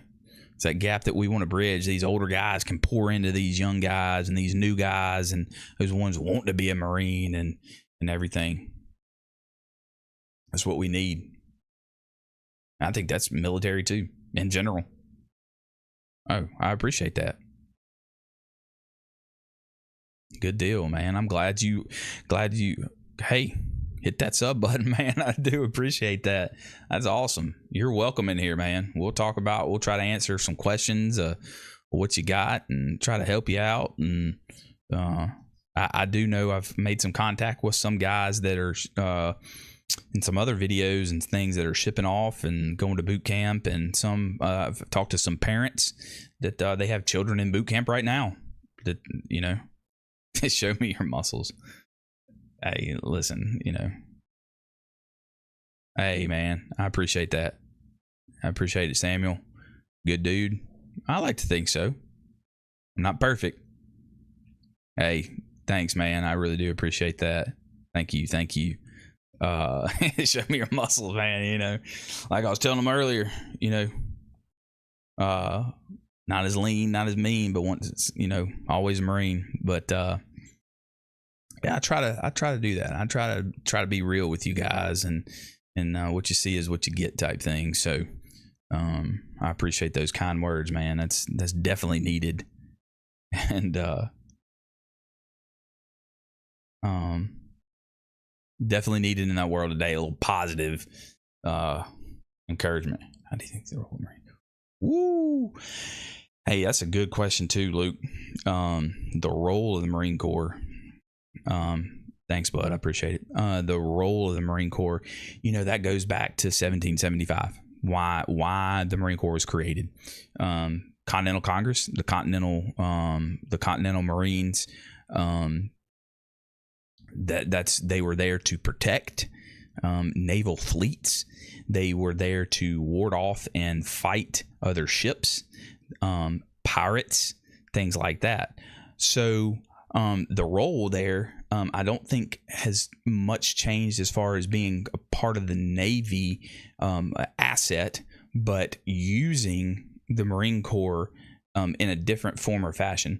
Used to, it was like, all right, we're going to get the Marines over there. We're going to throw them in first to fight, push on, break through, clear it, and then, you know, we'll advance our other military. Now, the role today, depending on, I think the battlefield has changed, if that makes sense. The battlefield has changed just a little bit. So that changes the role of the Marine Corps. So how are you going to use those Marine Corps? When I was in the Marine Corps, we were still amphibious assault. And so we were still doing that type amphibious, and I know they're still doing that today. There's a Marine detachment with some Navy ships, the Muse on the West Coast and the East Coast and over in Okinawa and things like that. But the role, I think they're using them more strategically, and not just sending them in there for one mission and then pulling straight out and then, you know, advancing the battlefield. I think they're making the Marine Corps a permanent type thing of like, hey, this is how we're going to use you guys. We're going to use you here. We're going to come in. We're going to set up shop. We're going to form a foundation. And, you know, as far as the role, I still think they're used first to fight. I still think when America is on the brink and they need something done, they're going to send in the Marine Corps and they're going to get the job done. I still think that role is the same. That, you know, hey, we need to infiltrate these guys and put the pressure and use them. But they're more strategic about it. They're more like, all right, how can we win this battle? What do we need to do with the Marine Corps to make this happen? Do we need a heavy foot? Do we need some reconnaissance? Do we need an amphibious? Do we need some extraction? Do we need some things like that? But I think they're still using the Marine Corps just like they were, to be honest with you. Whatever the battlefield needs, I think the Marine Corps is going to be there. I really do. I think that's adaptable. I think the Marine Corps is adaptable in that way. That when the nation calls, we'll use you. They'll use us any way we want. You know, whatever the mission is, Marine Corps is going to do it. Air, land, sea. Air, land, and sea, baby. Does that answer your question? That's what I think. We all get born in parasite. I'm sorry. The mud I crawled through, you crawled through as well, and I crawled through those same mud. There's those. Yes, John, you're spot on, man. You're right. It's that same parade deck. It's that same boot camp. It's that same tradition. It's that same barracks and thing, and stuff might change, but you walk those grounds that I did. I walked those grounds that you did. And I think that's what makes us strong and makes us a brotherhood and so tight knit, because like I said, the few and the proud, because we all do that. I mean, it's rooted in tradition. Hey, thank you, man. I really appreciate that. Hey, listen, I'm glad to be here. And the highest, that's a good question. What's the highest rank in the Marine Corps as a drill instructor? Well, usually when you get up to E6, a staff sergeant, you're usually going to be a senior drill instructor. You could be a green belt, just a drill instructor. But usually about E6, E7, I've seen as a drill instructor, a gunnery sergeant, but not necessarily. You're doing a term, you're doing an enlistment, or you're doing a billet for a short amount of time, kind of in the Marine Corps. So you're not just going to keep. You're going to go to maybe a supervisory level or a company gunnery sergeant of drill instructors, where you have other drill instructors underneath you, and then you'll maybe go to a master sergeant where you're over the whole battalion, but then it gets up into how to lead drill instructors, not to actually be one still. So I think that's a great question to have the highest rank. Now you have a sergeant major. The sergeant major is he's over all the drill instructors, and then you have a company commander, a battalion commander, a base commander. So it falls down into lines. But as far as training recruits and everything, you're probably going to see E6, maybe an E7 today. Not really. But staff sergeant, gunnery sergeant is about as high as you're going to get in the drill field, actually training every day-to-day recruits, because that is a tough job. It's taxing. You're not lesser, you're not better or different. You're my brother. Some may be a little bit heavier, but I always do. Hey, you said it right. You're going to give, and you're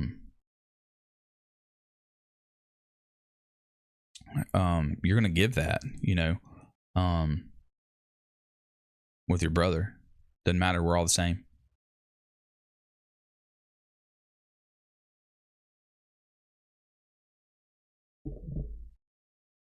What about a major? A major is an officer. So he's really not going to be a drill instructor. He's going to be over some drill instructors, leading those drill instructors, leading those Marines. But he could be a company commander, usually a captain or something like that is really going to be major. Once you get up there, you're a little bit, you could be an XO, you could be a CO, you could be doing something like that. But major, he's not going to be a real drill instructor getting down there training those recruits. He's going to be overseeing training plans and things like that. But yeah, good question though. Since exiting the service, do you miss the support? Oh man. Oh, Luke, I'll tell you this. There is, hey, thanks, bro. Thank you for stopping by. Yep. You're awesome. Good questions. Back to Luke, what you were asking was transitional. I think now is a great time, and there's a lot of programs and a lot of things to help you transition. Now, personally, that's a tough thing, because you do miss it. You do miss that camaraderie. You do miss that brotherhood. You do miss the day-to-day, what you're doing type thing. The support structure, yes, you do miss that. But then I got out, and then I was like, man, I miss it.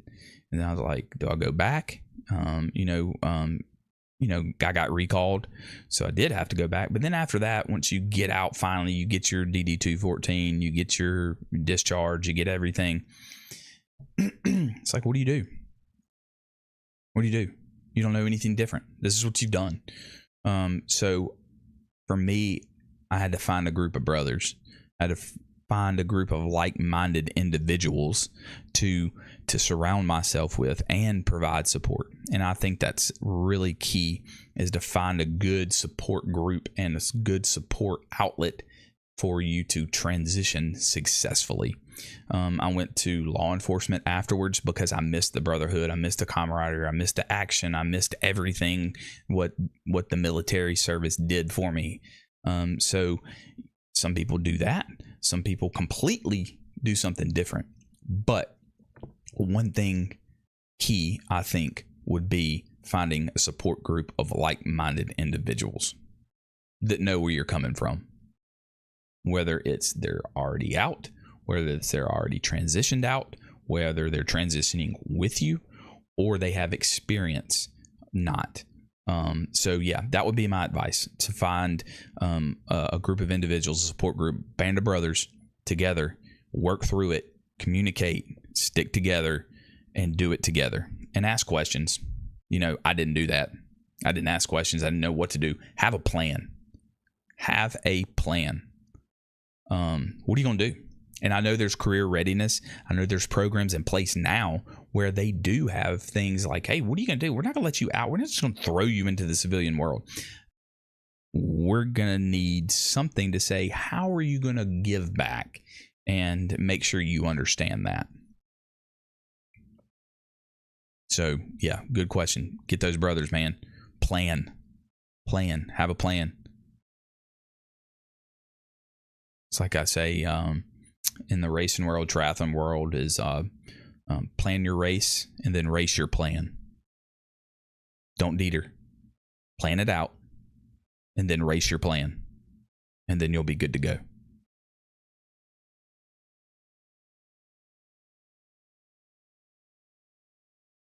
Yep. I'm with you, McJunkin.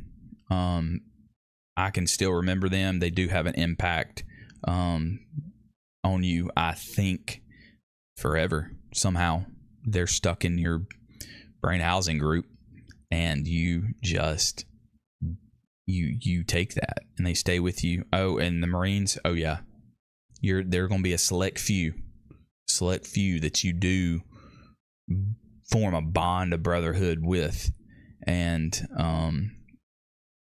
you'll never forget them. There's guys, like I said, that have found me on YouTube and have found me, that I served in boot camp, that I've served overseas with, deployments, in the fleet. Those guys are still there, and I do believe, and I know that we would have each other's back no matter what, and that's a good thing. Those are good memories, and there's bad ones, of course. There's bad times and there's good, but for the majority of the time, those guys are gonna have your back. They're gonna watch out for you. It's a good one. I like that. I think you kind of have the same mindset and mentality of those guys. Of you took something out of it. You learned from it.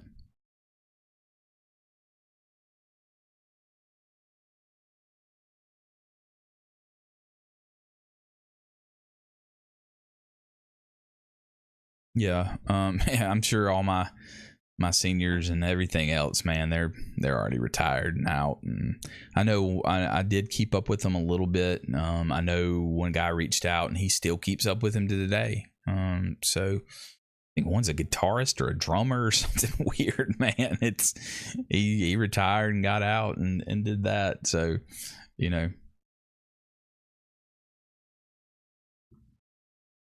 Yep.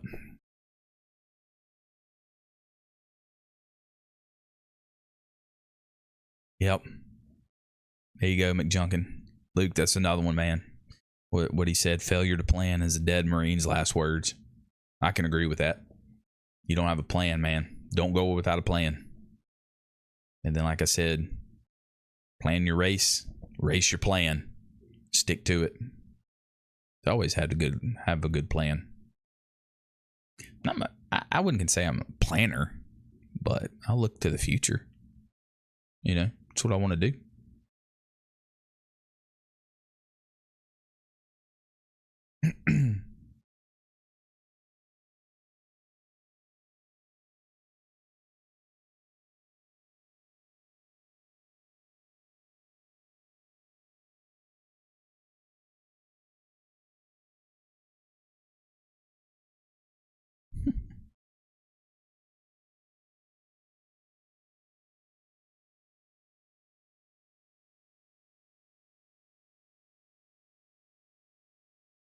9 months of getting out. Wow.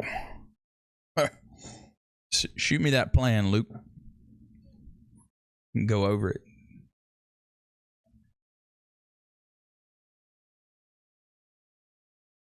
And I think you need to enjoy it too. You know, you worked hard for it, man. You worked hard for it. All those guys did. It doesn't matter if you were tired or not. When you're getting out, you worked for it. You earned it.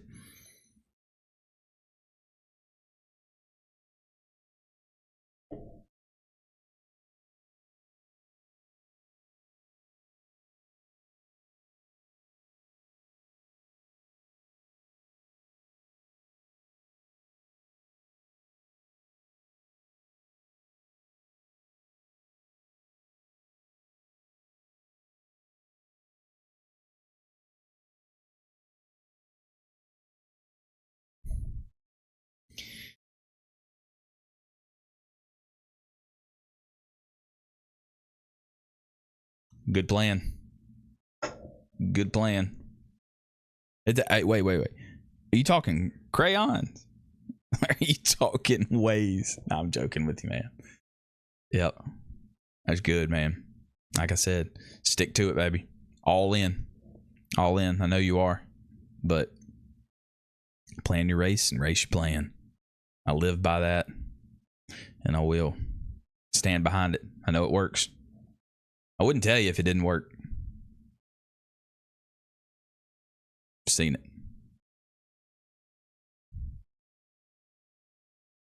I mean, you could have.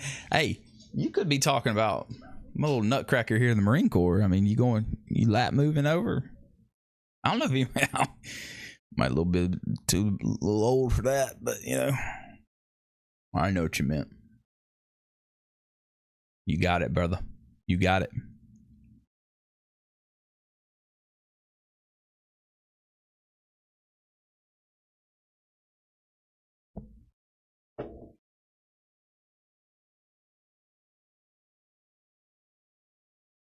Holy cow.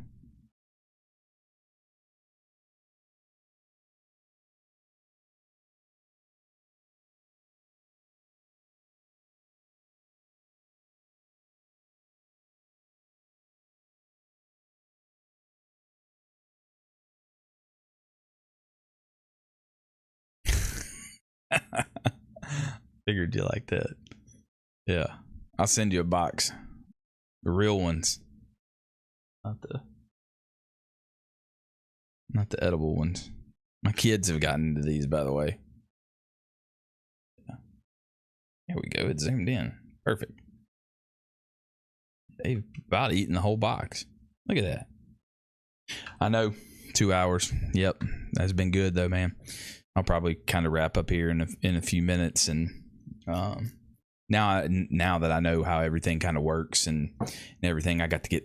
Speaking of plans, I got to get planning for next week and videos, and maybe I'll have some time next week to jump back on here if this works out and get everything up and going. I liked it, like the guys coming in, asking some questions and talking about the video and getting feedback. I think feedback is important to that. So it's a learning lesson, but I'll try to make this a thing and give out some advice to you guys getting out. Like I said, I got me a nap in today. I was telling them earlier, I got me a good nap in. If I get me a good nap in, whoo, I'm telling you, Sundays could be it.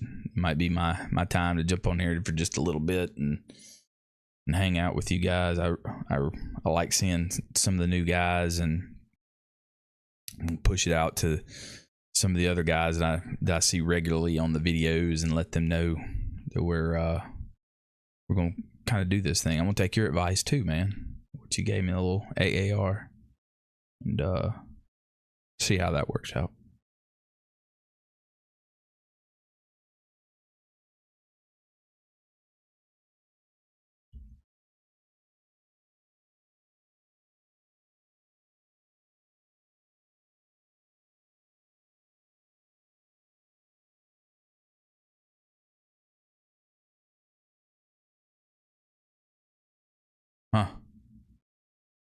That was our night before graduation talk, before our moto. Oh, the moto run. Yeah. You still had one.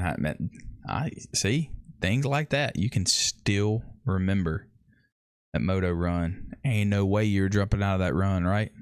No way. No way. There's just no way. A last little 3 miler before with the battalion commander and everything. And it was motivational. I think they could have ran a 6-minute pace and every Marine would have kept up. I forgot about the moto run. I didn't forget about it. Okay. All right. So I did see the sub button pop up. Hopefully that's like I said, it's probably from one of the videos and everything like that. And that's kind of what I want to do, is be here when those guys come in and talk and answer some questions. Did y'all get family day, McJunkin? After the moto run, you got like 2 or 3 hours to go see your family. Did y'all do that?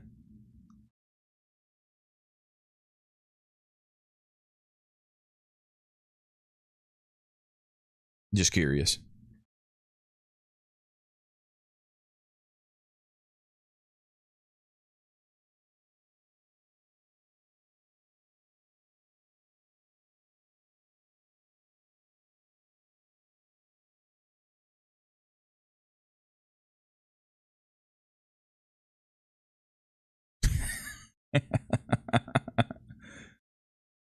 Yeah, that's true.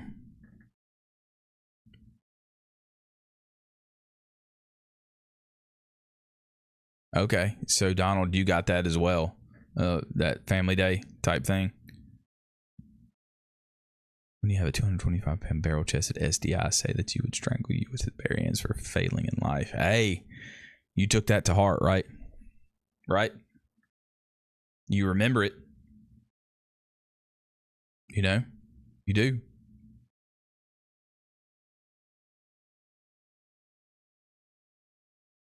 $40-something years later, right?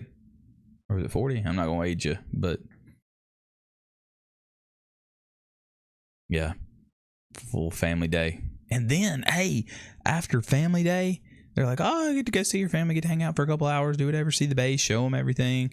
And then you get, 2 hours, right? And then you get back to the barracks, get back to the squad bay, and they PT you till you die.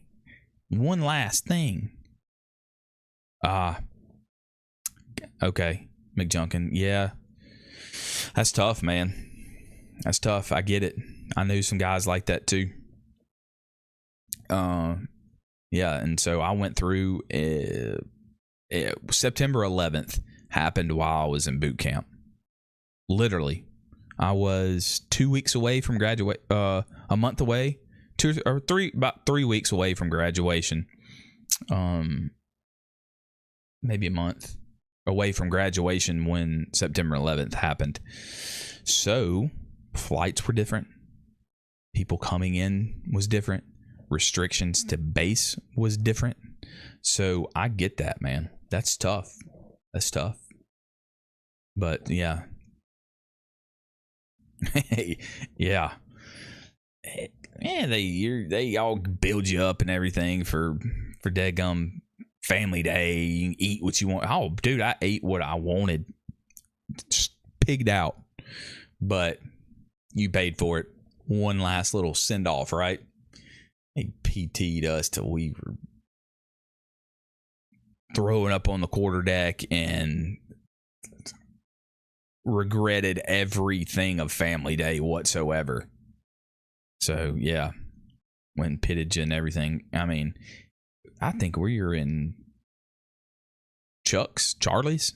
I remember Chuck. We call them Chucks, but Charlie's, the green pants, short tan shirt. You know.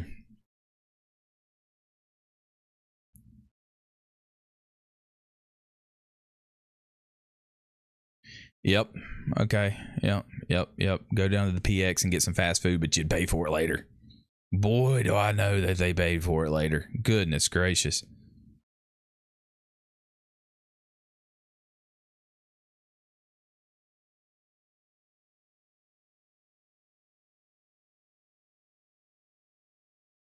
The drill instructor had me and two other guys wait till everyone else's family had come to see them. Yeah. Yep. I do remember my cousin went into the Marine Corps and I went for family day and for graduation, of course.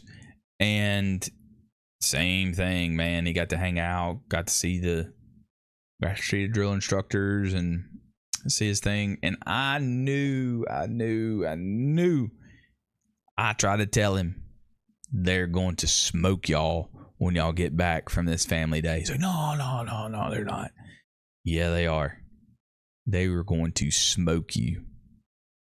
You're right, McJunkin. There ain't no letting up. Brother, it don't matter until you step back, dismiss the platoon. It does not stop. You're right. It doesn't stop. And I try to tell him. I'm like, dude, they're going to smoke y'all. Don't eat that. Yeah, okay, whatever. I'm telling y'all. High speed. 100%. Over and over and over until you leave. That is true. That is true. Beer getting caught in the mic. True. No let up. You don't need to. I'm with it. I get it.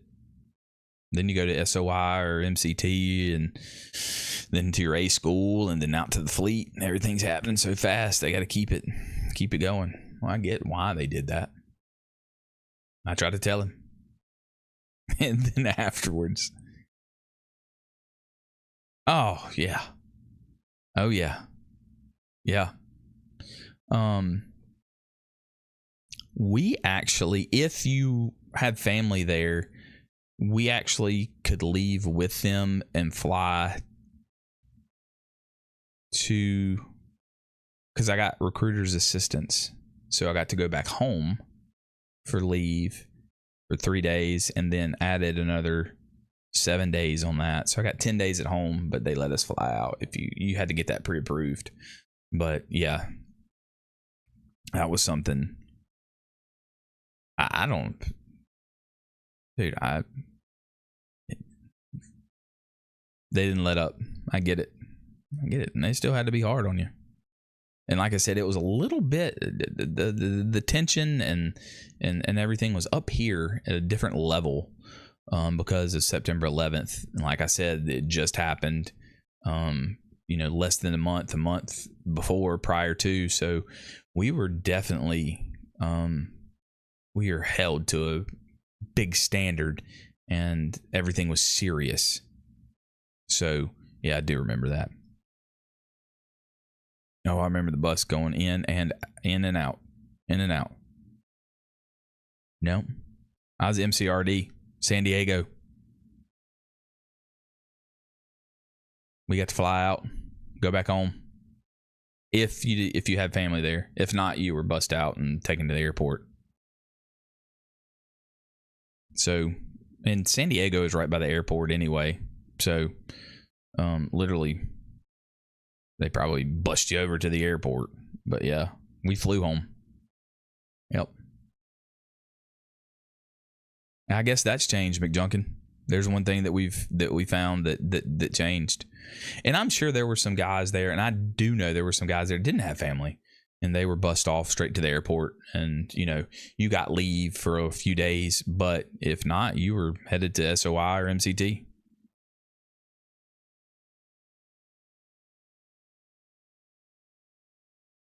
So, yeah. There's a difference.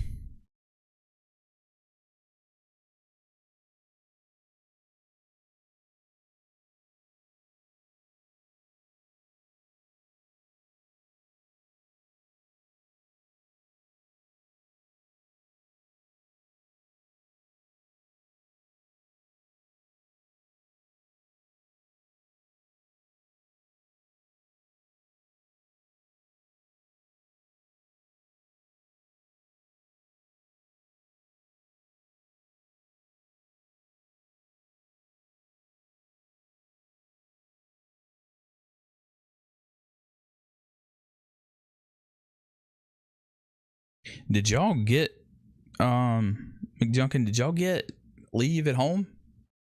Like a couple days?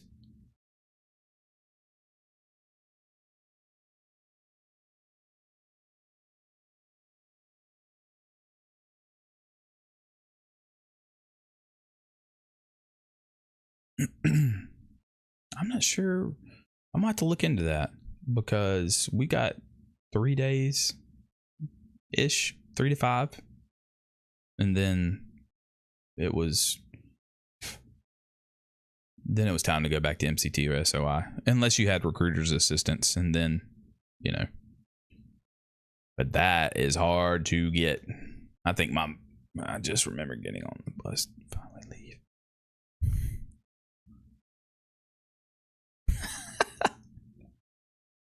Oh, okay. So he got smoked even getting out because he forgot something. Yeah, that's typical. Hey, I bet you he was just in a hurry to get out, I mean, be honest with you.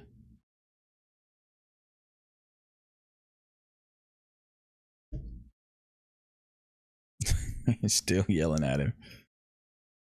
Yeah. We had these little... I still got it. It's in the attic, but it's a book. I got 5 days leave after weekend. Yes. Okay.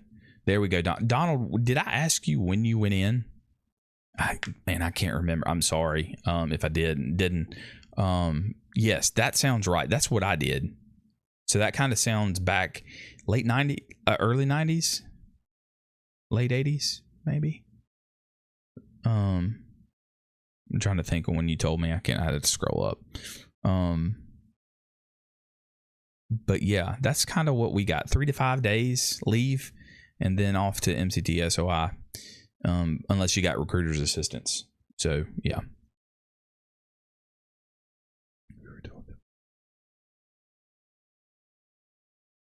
Oh man. Okay, McJunkin. So they told y'all you were supposed to get that, but you didn't. Hey, par for the course for the Marine Corps, right? Right. I mean, that sucks, man. That sucks. Okay, that's right. Okay, 89, late 80s. Now I'm sorry. Yes. Okay, so they were kind of, I guess that's kind of when they started incorporating that. 80s to 93. Okay.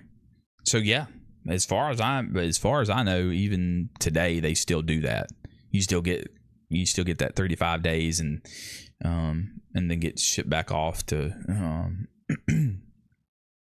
MCT SOI. So yeah, okay. And I don't know if you have to go. I'm trying to think. Have to go home. I know some guys that they didn't. They might not have that luxury. So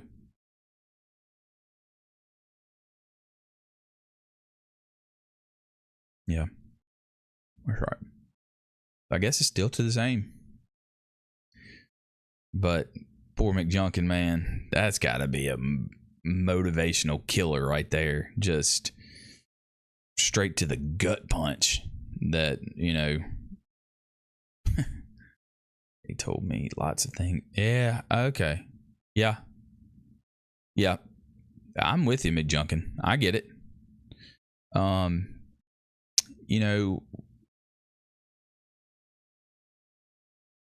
Yeah. I feel that. I can relate some ways to that.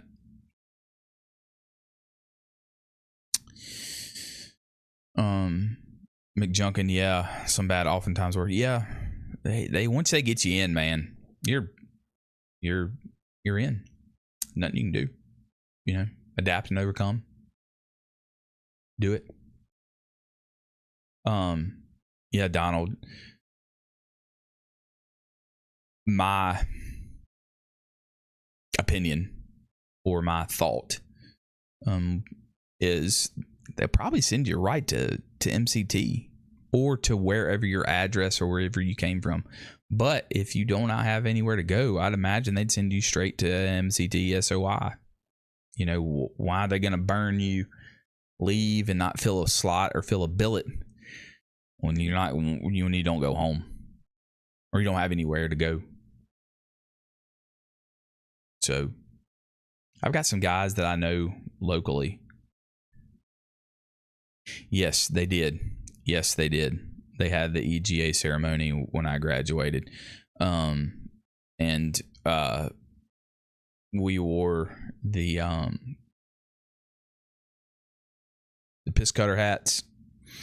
And I was telling them earlier, I don't know if you were here, but I brought out this old guy right here, where we still had to iron it on. But yeah, they did have the Eagle Globe and Anchor ceremony. Walked by and did your formal. That was the day before graduation, and then you got it on the crucible type thing. Yeah, you're right, Donald.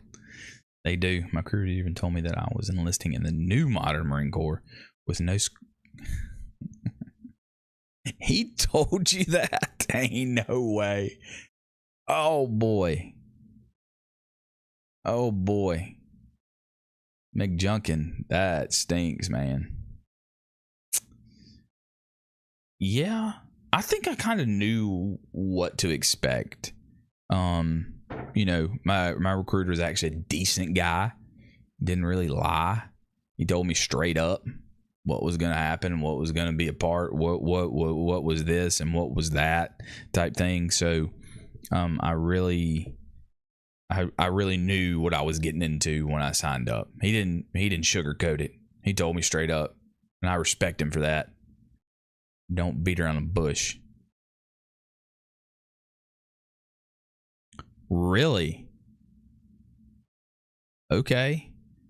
Interesting. All right. Yeah, I was talking earlier about ironing on your EGA and the my name tapes, the old Woodlands, like you saw, ironing on the EGA, ironing on the cover. The name tapes you would have sent off, and they would sew them on for you.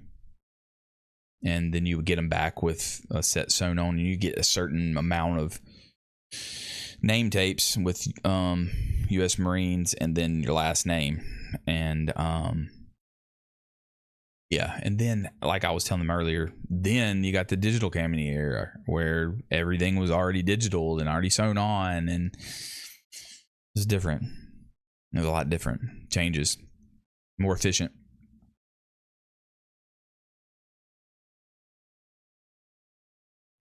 He owes you a brunch. He might owe you more than that. Hey, gone, man. Tell him you'll meet him at 10 o'clock when you wake up at 9. Then we'll go out for lunch. Oh, Lordy. Yeah, that's a tough one there, bud.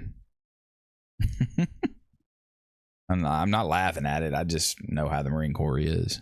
I get it. And that's the funny thing, is I understand why you were told that. And like I said, I know it's not right, but you know,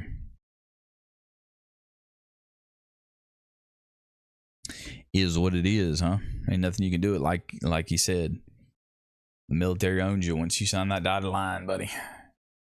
Hey, they're yours. And I've seen some videos today.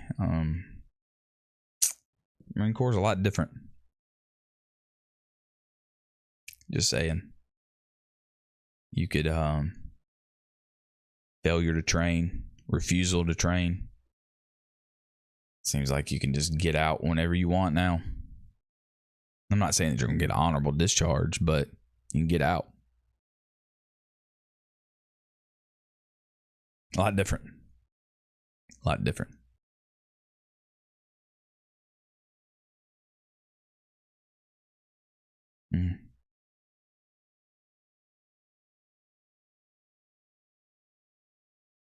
Did you actually have your name tag sewn on, Donald? I can send them off.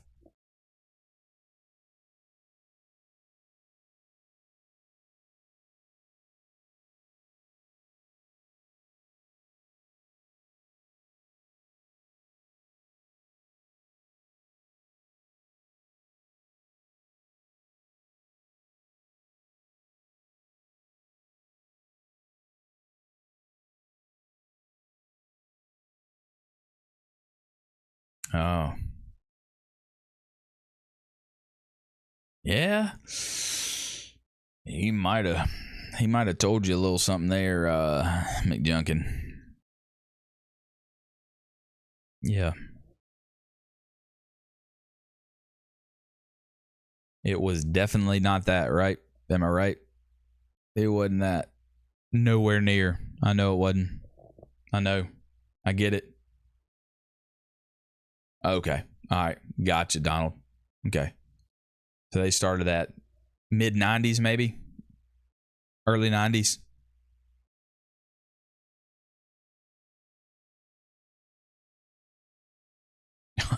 Yeah. Hey, they're tricky, man. They're tricky, tricky, tricky. He's like, got him. Got him. Got him.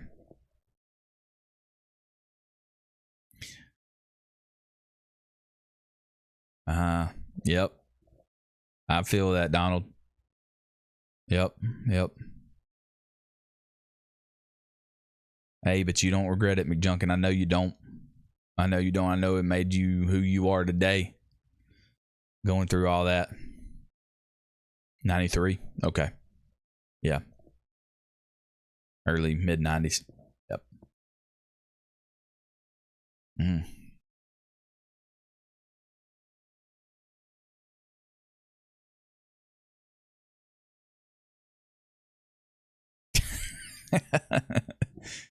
Unless you're in the O Club or the E Club and you weren't there, I know. We probably all got beat like a pina colada, but, you know, a pinata. Yep. I get it.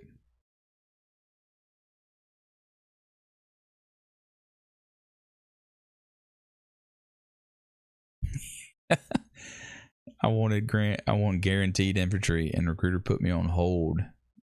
Oh, yeah. You want to do that? Okay. Yep. Hey, but man, if you were going with open contract back then. Oh, it is. I agree with you, Big Junkin. I agree. I'm with you. It's funny to go back and then you're thinking like, what in the world? Oh, 100% Donald. Easy money. Easy money for him. Not money. We didn't get no money, but he met a quota. Yeah.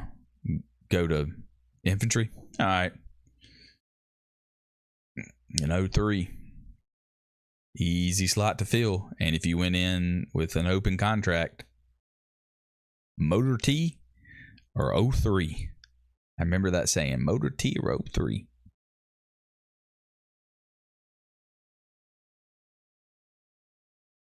It's tough. Yeah. Yep. Ooh, I bet you that was hard back then. Trying to get one of those specialty billets. Oh, yeah. 100%. I don't think I ever wanted to be an officer, though. I don't think I was cut out to be that. You know?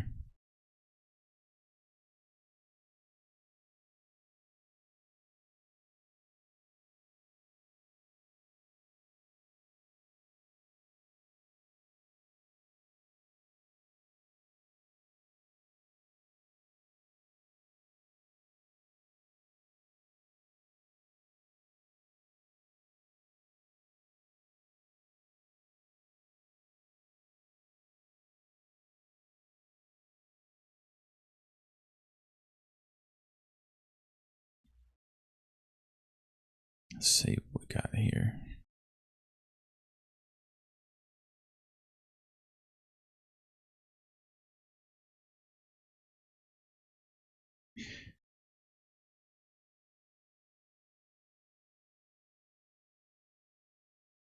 Yeah, I get it.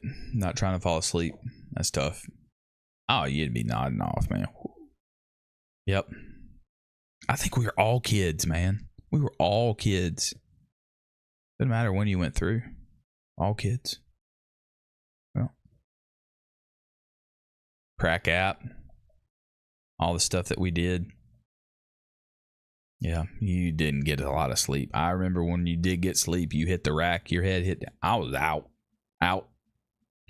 until Firewatch was waking you up, beating on the hatches, man. Woo! Drill instructor screaming. Yep. Constant. But I remember for the first 3 days and getting any sleep when I got there and receiving. None. It felt like I didn't. Maybe a couple hours. Getting there at midnight on a bus, head tucked down in between your legs, admin stuff, things like that.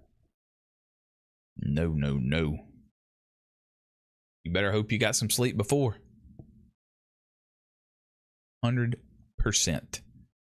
100%. Trying to survive.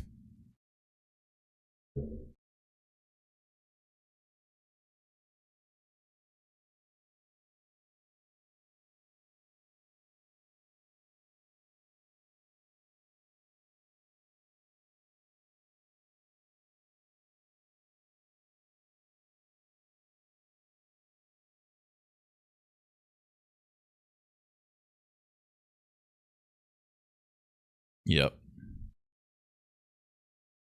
All kids. All new territory as well. You know what was going on. I didn't know what to expect. I mean, I knew what to expect, but I didn't really I didn't know. You don't know until you get there. That's my opinion. When you step foot, I won't say it.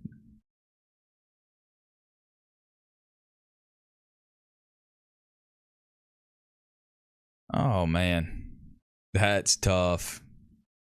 Hey, but McJunkin, brother, I can relate. I've slept rooked and marched a lot, and okay, I get it. Hey, Donald, I see that question. Great question. I'll say this word. Yeah, is you dropped that rifle and you were sleepwalking. I get it.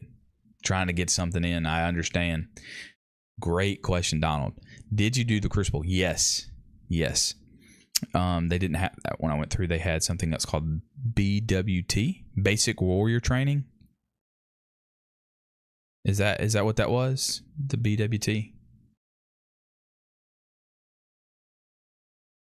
So yes, I did have the Crucible.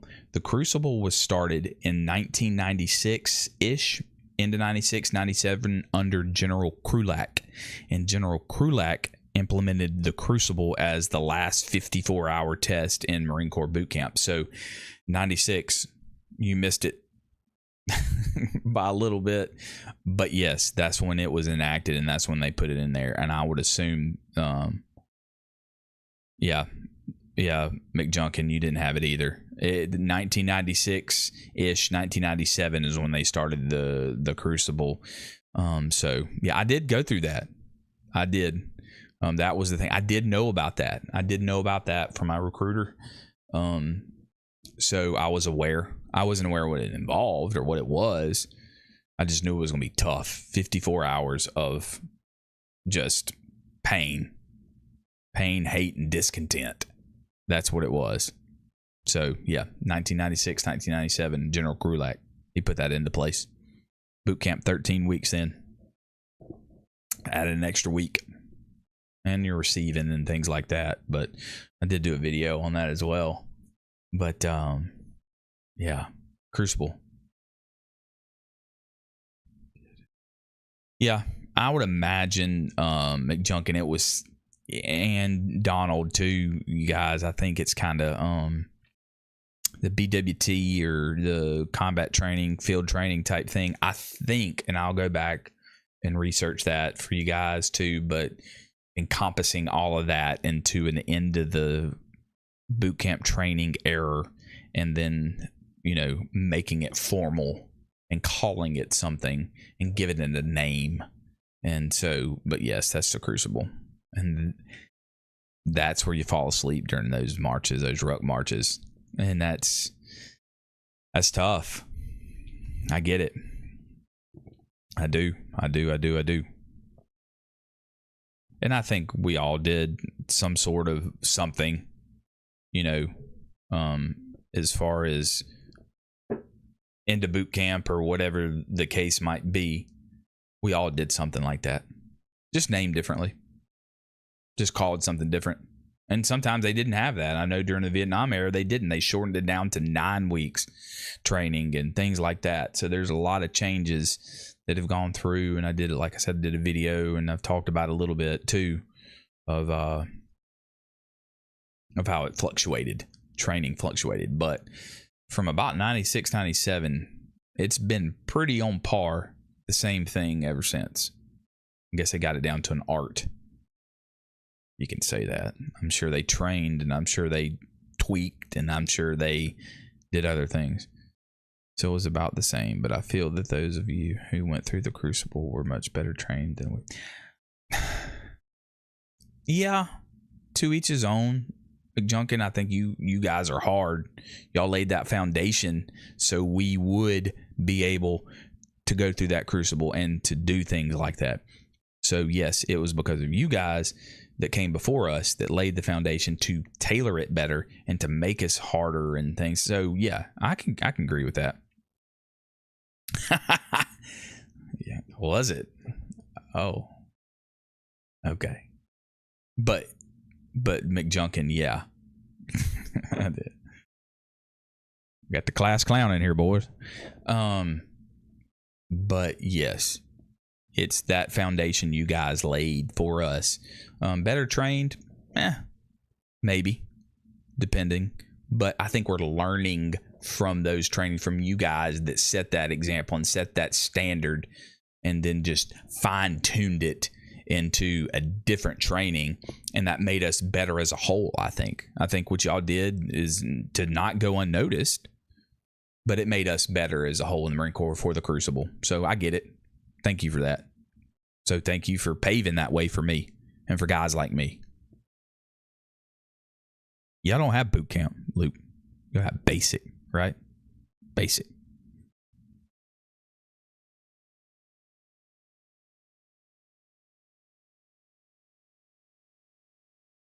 What year did you go through, Luke? About my age. 01? 02? No, 04. 03? What did you go through? See if I can get you right. 03. I'm going to go with 03.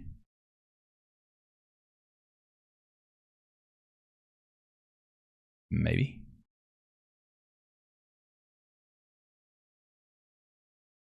Let's see.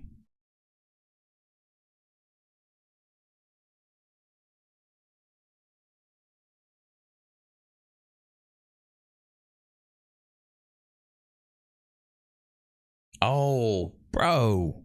05. Oh, that's right. Gosh, we're in 2024. Holy Moses.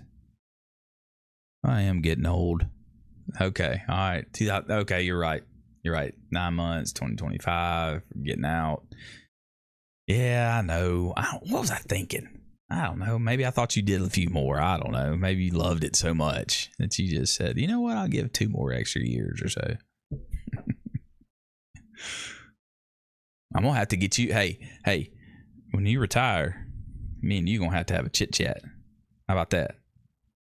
We'll talk. Me and you, a little podcast, little Marine Corps Air Force banner, you know.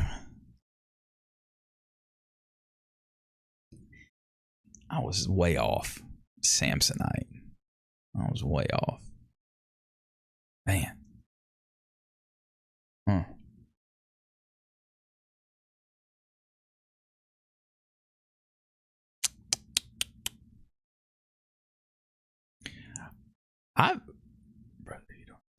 Oh no.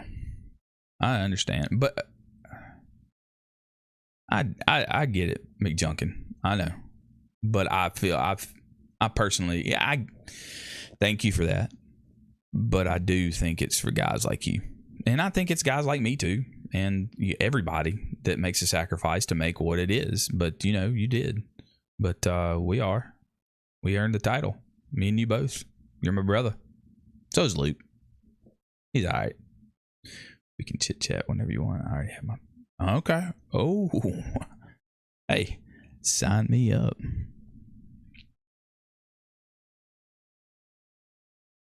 Yeah. John's got some wisdom, man. Got some wisdom. Yep. Same thing, baby. Same quarter deck. I get it.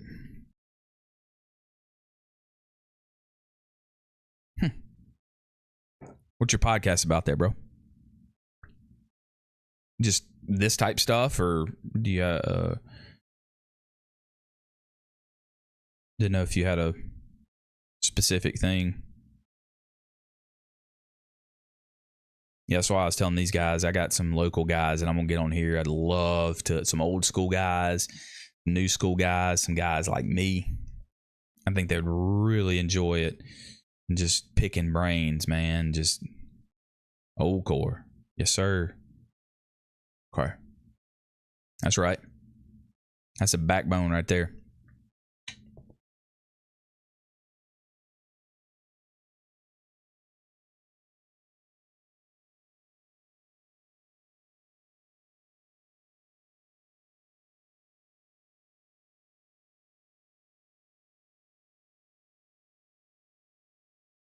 I wonder.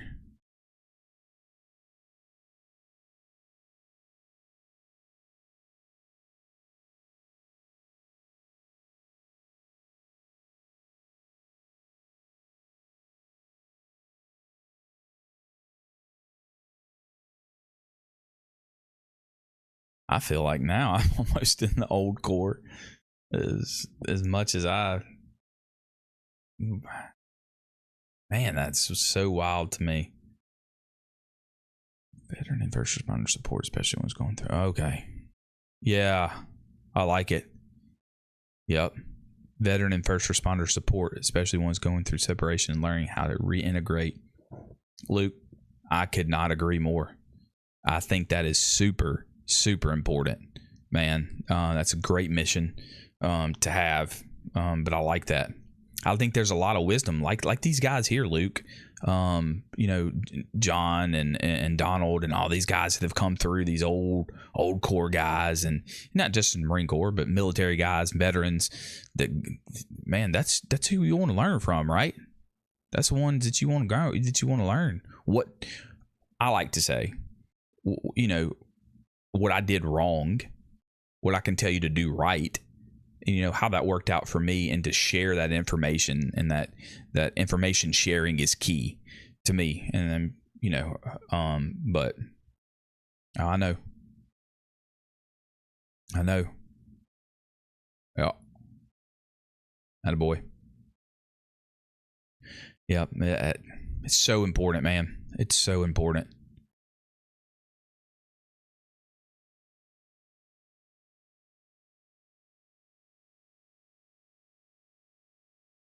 Yep. You're right, McJunkin. You're right. Past, present, and future. That's what we want. We want to carry that. And the Marine Corps is deep rooted in tradition. You guys know that. Now, I know even the Air Force and the Army and the Navy, and it's all like that, man. We're all fighting the same battles, you know? Yep. Well, we got to pass that down. Buck does not stop with us. Not with me, for sure. I ain't going to let it stop.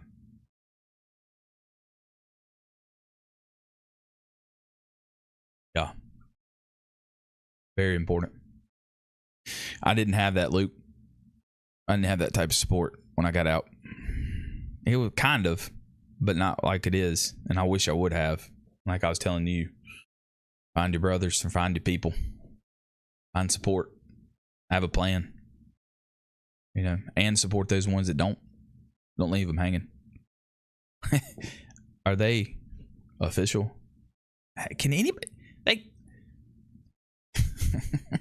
It's kind of like the Coast Guard, right? The Space Force is the new Coast Guard, right? Sure, bring them on, man. But what? I don't know what they do. I think of Star Wars, right? That's what it is. Galaxy Defender and Men in Black. You know, I don't know. That's gonna take some time to grow on me. That is tough. Tough one.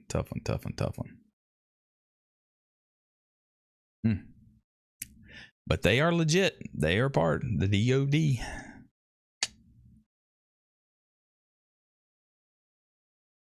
Don't know anybody in there.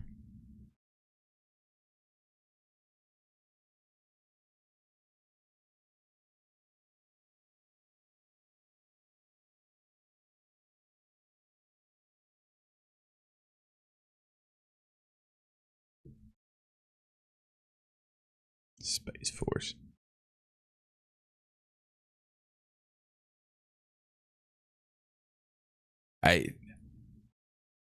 I know.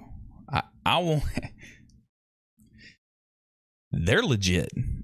Trust me. I've got a buddy that was a rescue swimmer. Those guys are tough as nails. I'm telling you. I agree with you. I like to give them a hard time. But those dudes, some of them, they're bad to the bone. I get it. I got a family member that's in Coast Guard, married by marriage, but they do some stuff. I'm not going. I just like to give them a hard time. I'll pick on the Space Force now, but yeah, Coast Guard. That dude, he's legit. That dude would have my back to this day. I'd call him right now. So, yep. Dude, those dudes are wild. I don't think I love swimming though, but he was legit. So, I ain't going. Gotta switch. Everybody forgets.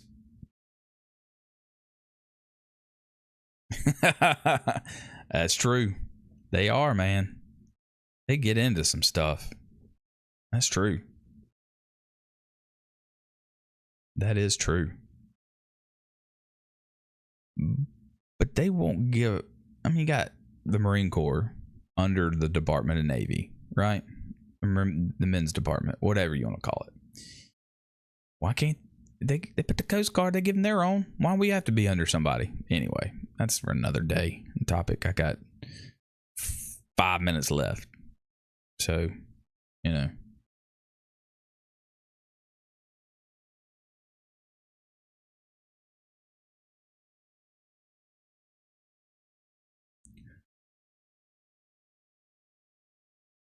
Okay, I know exactly what you're talking about, Donald. The PRC 77, the Prick 77s. Yeah, I know. And the M60s and the 240 Golfs. So yeah, I was in. They had the Prick 119s and the Prick 150s and the single. Man, you're bringing back some memories for me. They aren't? Huh. Okay. What?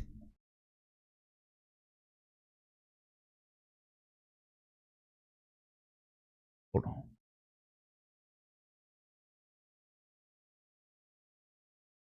Huh.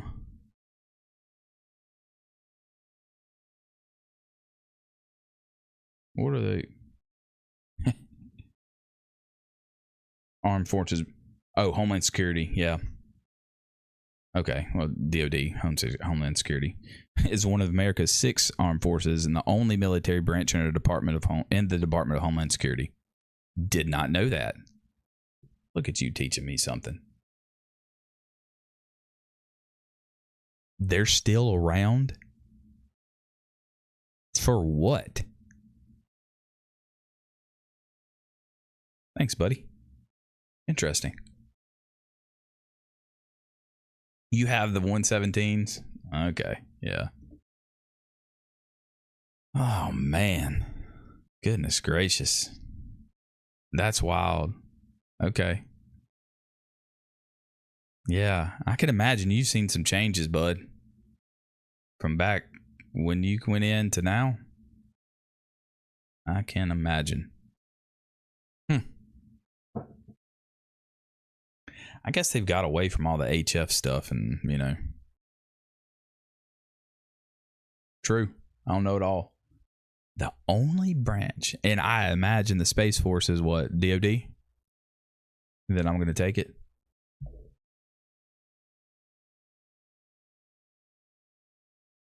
Let's see. Ah, you're one of those guys, huh? A little commo experience in my time too there, boss. I was a comms chief one time on a deployment.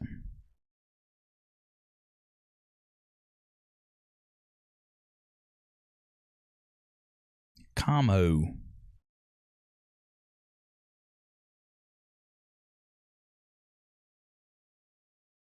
Is it really? HF's making a comeback, huh? Interesting. Okay. All right. Space Force, yeah. I'm gonna have to catch up on those guys, man. The Coast Guard and Space Force and things like that. Yeah. Yeah, I have to go do my research. I like to broaden my horizon and knowledge on different branches. I'd like to talk to one. It'd be pretty cool. So I'm guessing the RF engineer. Got it. Yep. Okay. Good deal. Man, that stuff has changed, man. That's wild. Yeah, so I'm assuming the Coast Guard, because of their homeland security, they don't deploy in other countries. They protect the home front. I'd imagine that's why they're not under DOD. I don't know. I'm gonna research that though. I'll look. I don't know that. I'll write that down in my notes. Oh, okay. I did know that. Okay. That makes sense, Luke. Got it. Why would they make their money? Why take it away from the Air Force? It's the Air Force. Am I right? Hmm.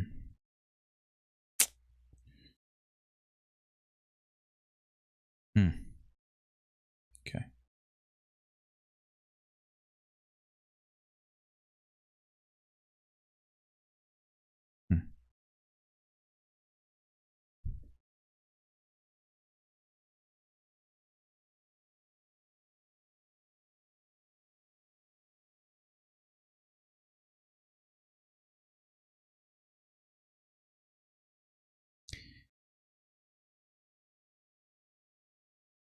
Yep. Coast Guard is homeland. And wait. Space Force. I got a lot of research to do, man. That's wild. Did not know that. I got you. That makes sense. I see what you're saying. Army Corps. Yeah. I get it. Hey, the Marine Corps still got their little. I think they're switching. They're decommissioning the Harriers, and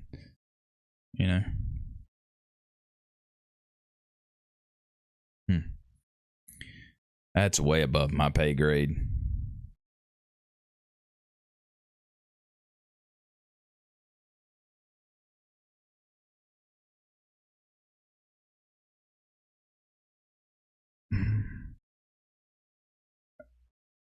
Okay, Luke. The Air Force, the Space Force is a department of the Air Force. Did you know that? Department of the Air Force. When we graduated boot camp, we were the last class to qual with the 40. Oh, yep. 45 was out. The Beretta 9mm is what I had. Yep. Okay, qual with the 45 and 9. So I was all 9mm. I never saw a 45.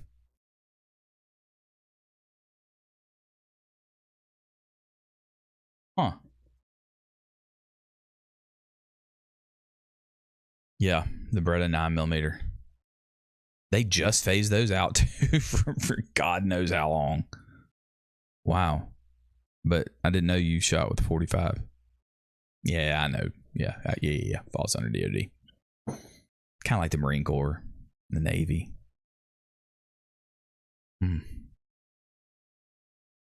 Okay, so you were with me then. Those Berettas. Man, you could throw those things and almost just destroy them. Start out as what is now 0621. 3381. Go figure, still through the Beirut. Okay. So they changed your MOS while you were in?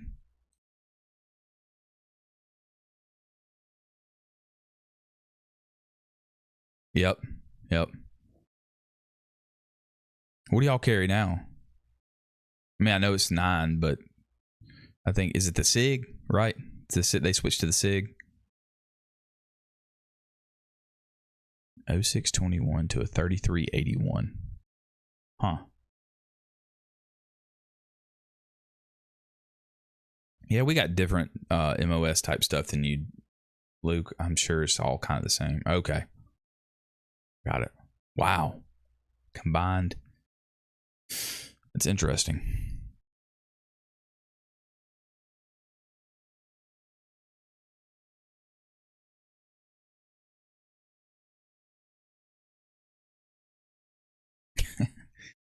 Hey, man.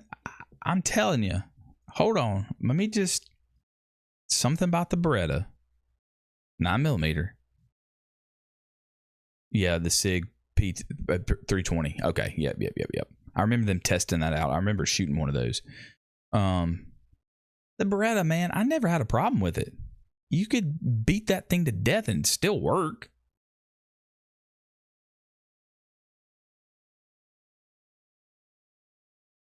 Yeah. Yep. Okay. Same. M9, M17. Okay. A lot to learn, a lot of knowledge. Yeah, I'm with you, Donald. That is very interesting, which does not surprise me with the Marine Corps. They'll change on you in a heartbeat. But I'm just telling you, Luke, don't. I know now, but when we had, they were solid, man. They were solid. They used them for 40 years or something ridiculous. I don't know how many years it was, but I never had a problem. Put it that way. I never had a problem.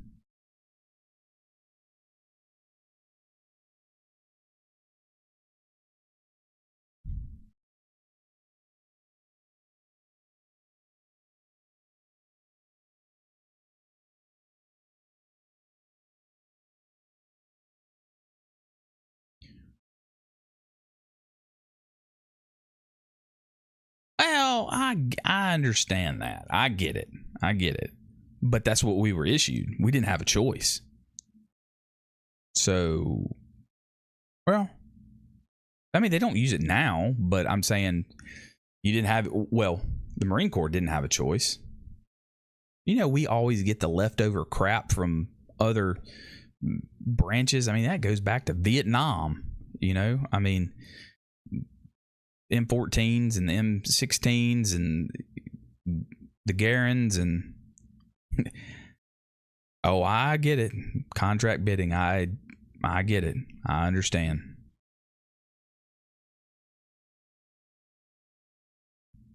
That's a good question, Donald. Very good question. I don't. Probably not. Probably he was probably grandfathered in. He lap moved over, or they combine those MOSs, Donald. That's what I would think. That I'm not sure if they would send them back. Maybe some remedial training, but I don't know if he would have to go back to the MOS. Well, it is a completely different MOS. I don't know. Huh. Let's see what he says. What do you think? Yeah.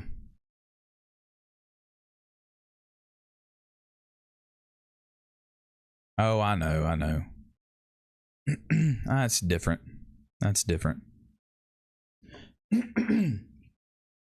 Yeah, you get what you get what you get, you know. After our barracks was taken out in A3 Beirut, Lebanon.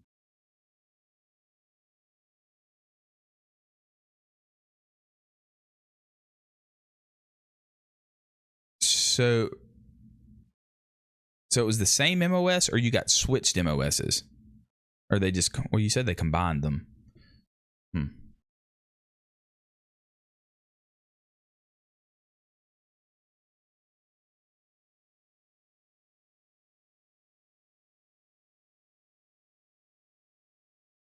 Yeah,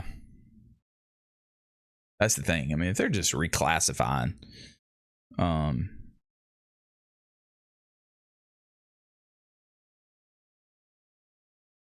I don't think he would have to go through training again, as long as he was up to speed on what they were doing. That's my opinion. I don't know. That's how it worked. We called it a B billet. If you want to go to a B billet, yeah, you'd have to go to a different school or different training or whatever, short and condensed, and get your B billet. But and you just you didn't have to go to the training. They just switched you over, basically.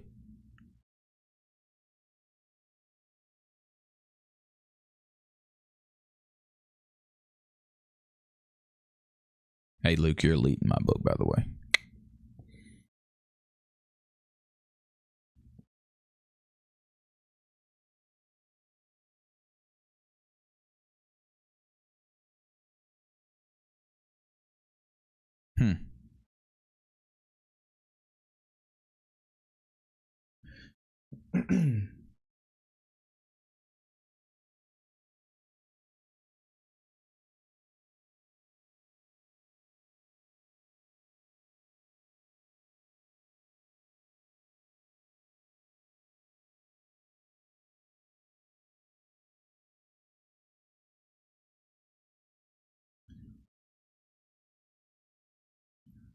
Oh, okay. Got it. So it wasn't the same MOS. It wasn't the same job MOS. It was a completely different MOS. Okay. Got it now. That makes sense. Went from a radio man to the field to being a mess hall cook. Okay. Two totally different ones. Hey, Donald, I think me and you were kind of tracking on the same thing of like, hey, same MOS, it just changed, but it was completely different. Got it.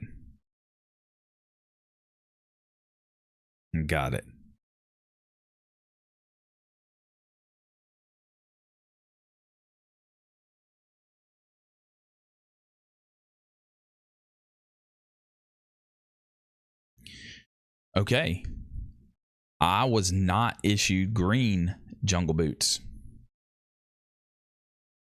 I was issued black jungle boots.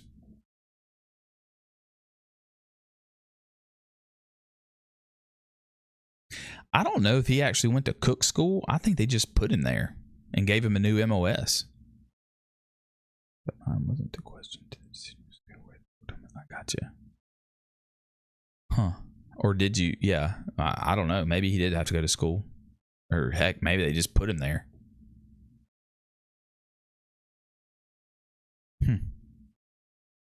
Yeah, I didn't get green jungle boots. I got black ones.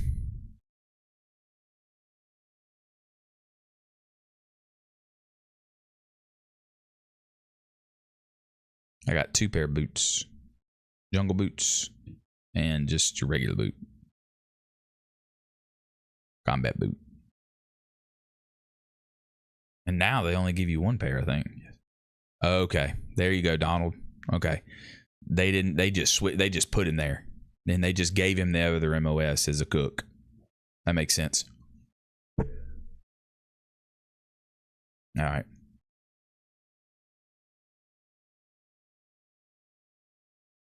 Okay. Didn't really have a choice. You just voluntold. I get it. I can see nothing has changed in the Marine Corps from back then until today.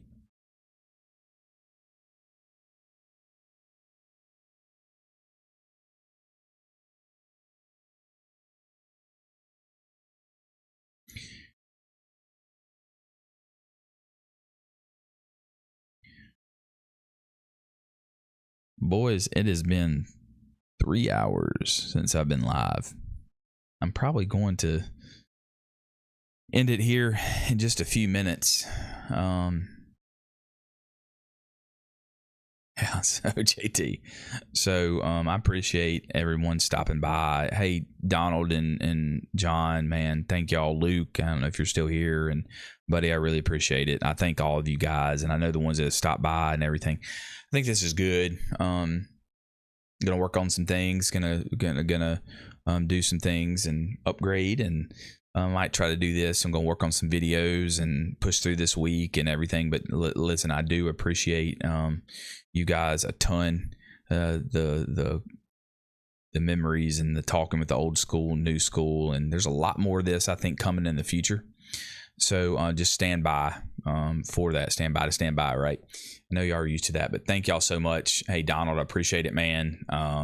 John, I appreciate you all. There's so many more, but we're gonna end it here. I'm gonna go head to the rack. But hey, check out that new video that just dropped or whatever.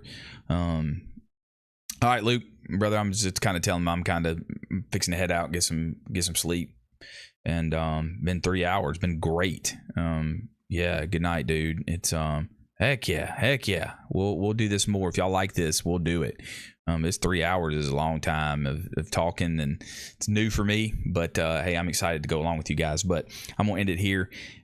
Stay tuned for throughout the week, throughout whatever any support you got. Let me know. Shoot me a comment. Shoot me a suggestion. Luke, I'm gonna get up with you. There's some answers and some questions in chat that I'm gonna go back and answer for you guys and see if we can do some research on some things. But hey, I really do appreciate it. Thank you guys again. Ending it here. Semper Fi, Air Force. Sorry, buddy, I don't know your Night Chesty, wherever you are, right? I don't know your all slogan, but Semper Fi for us Marine Corps dudes. I'm gonna eat some crayons, go to bed.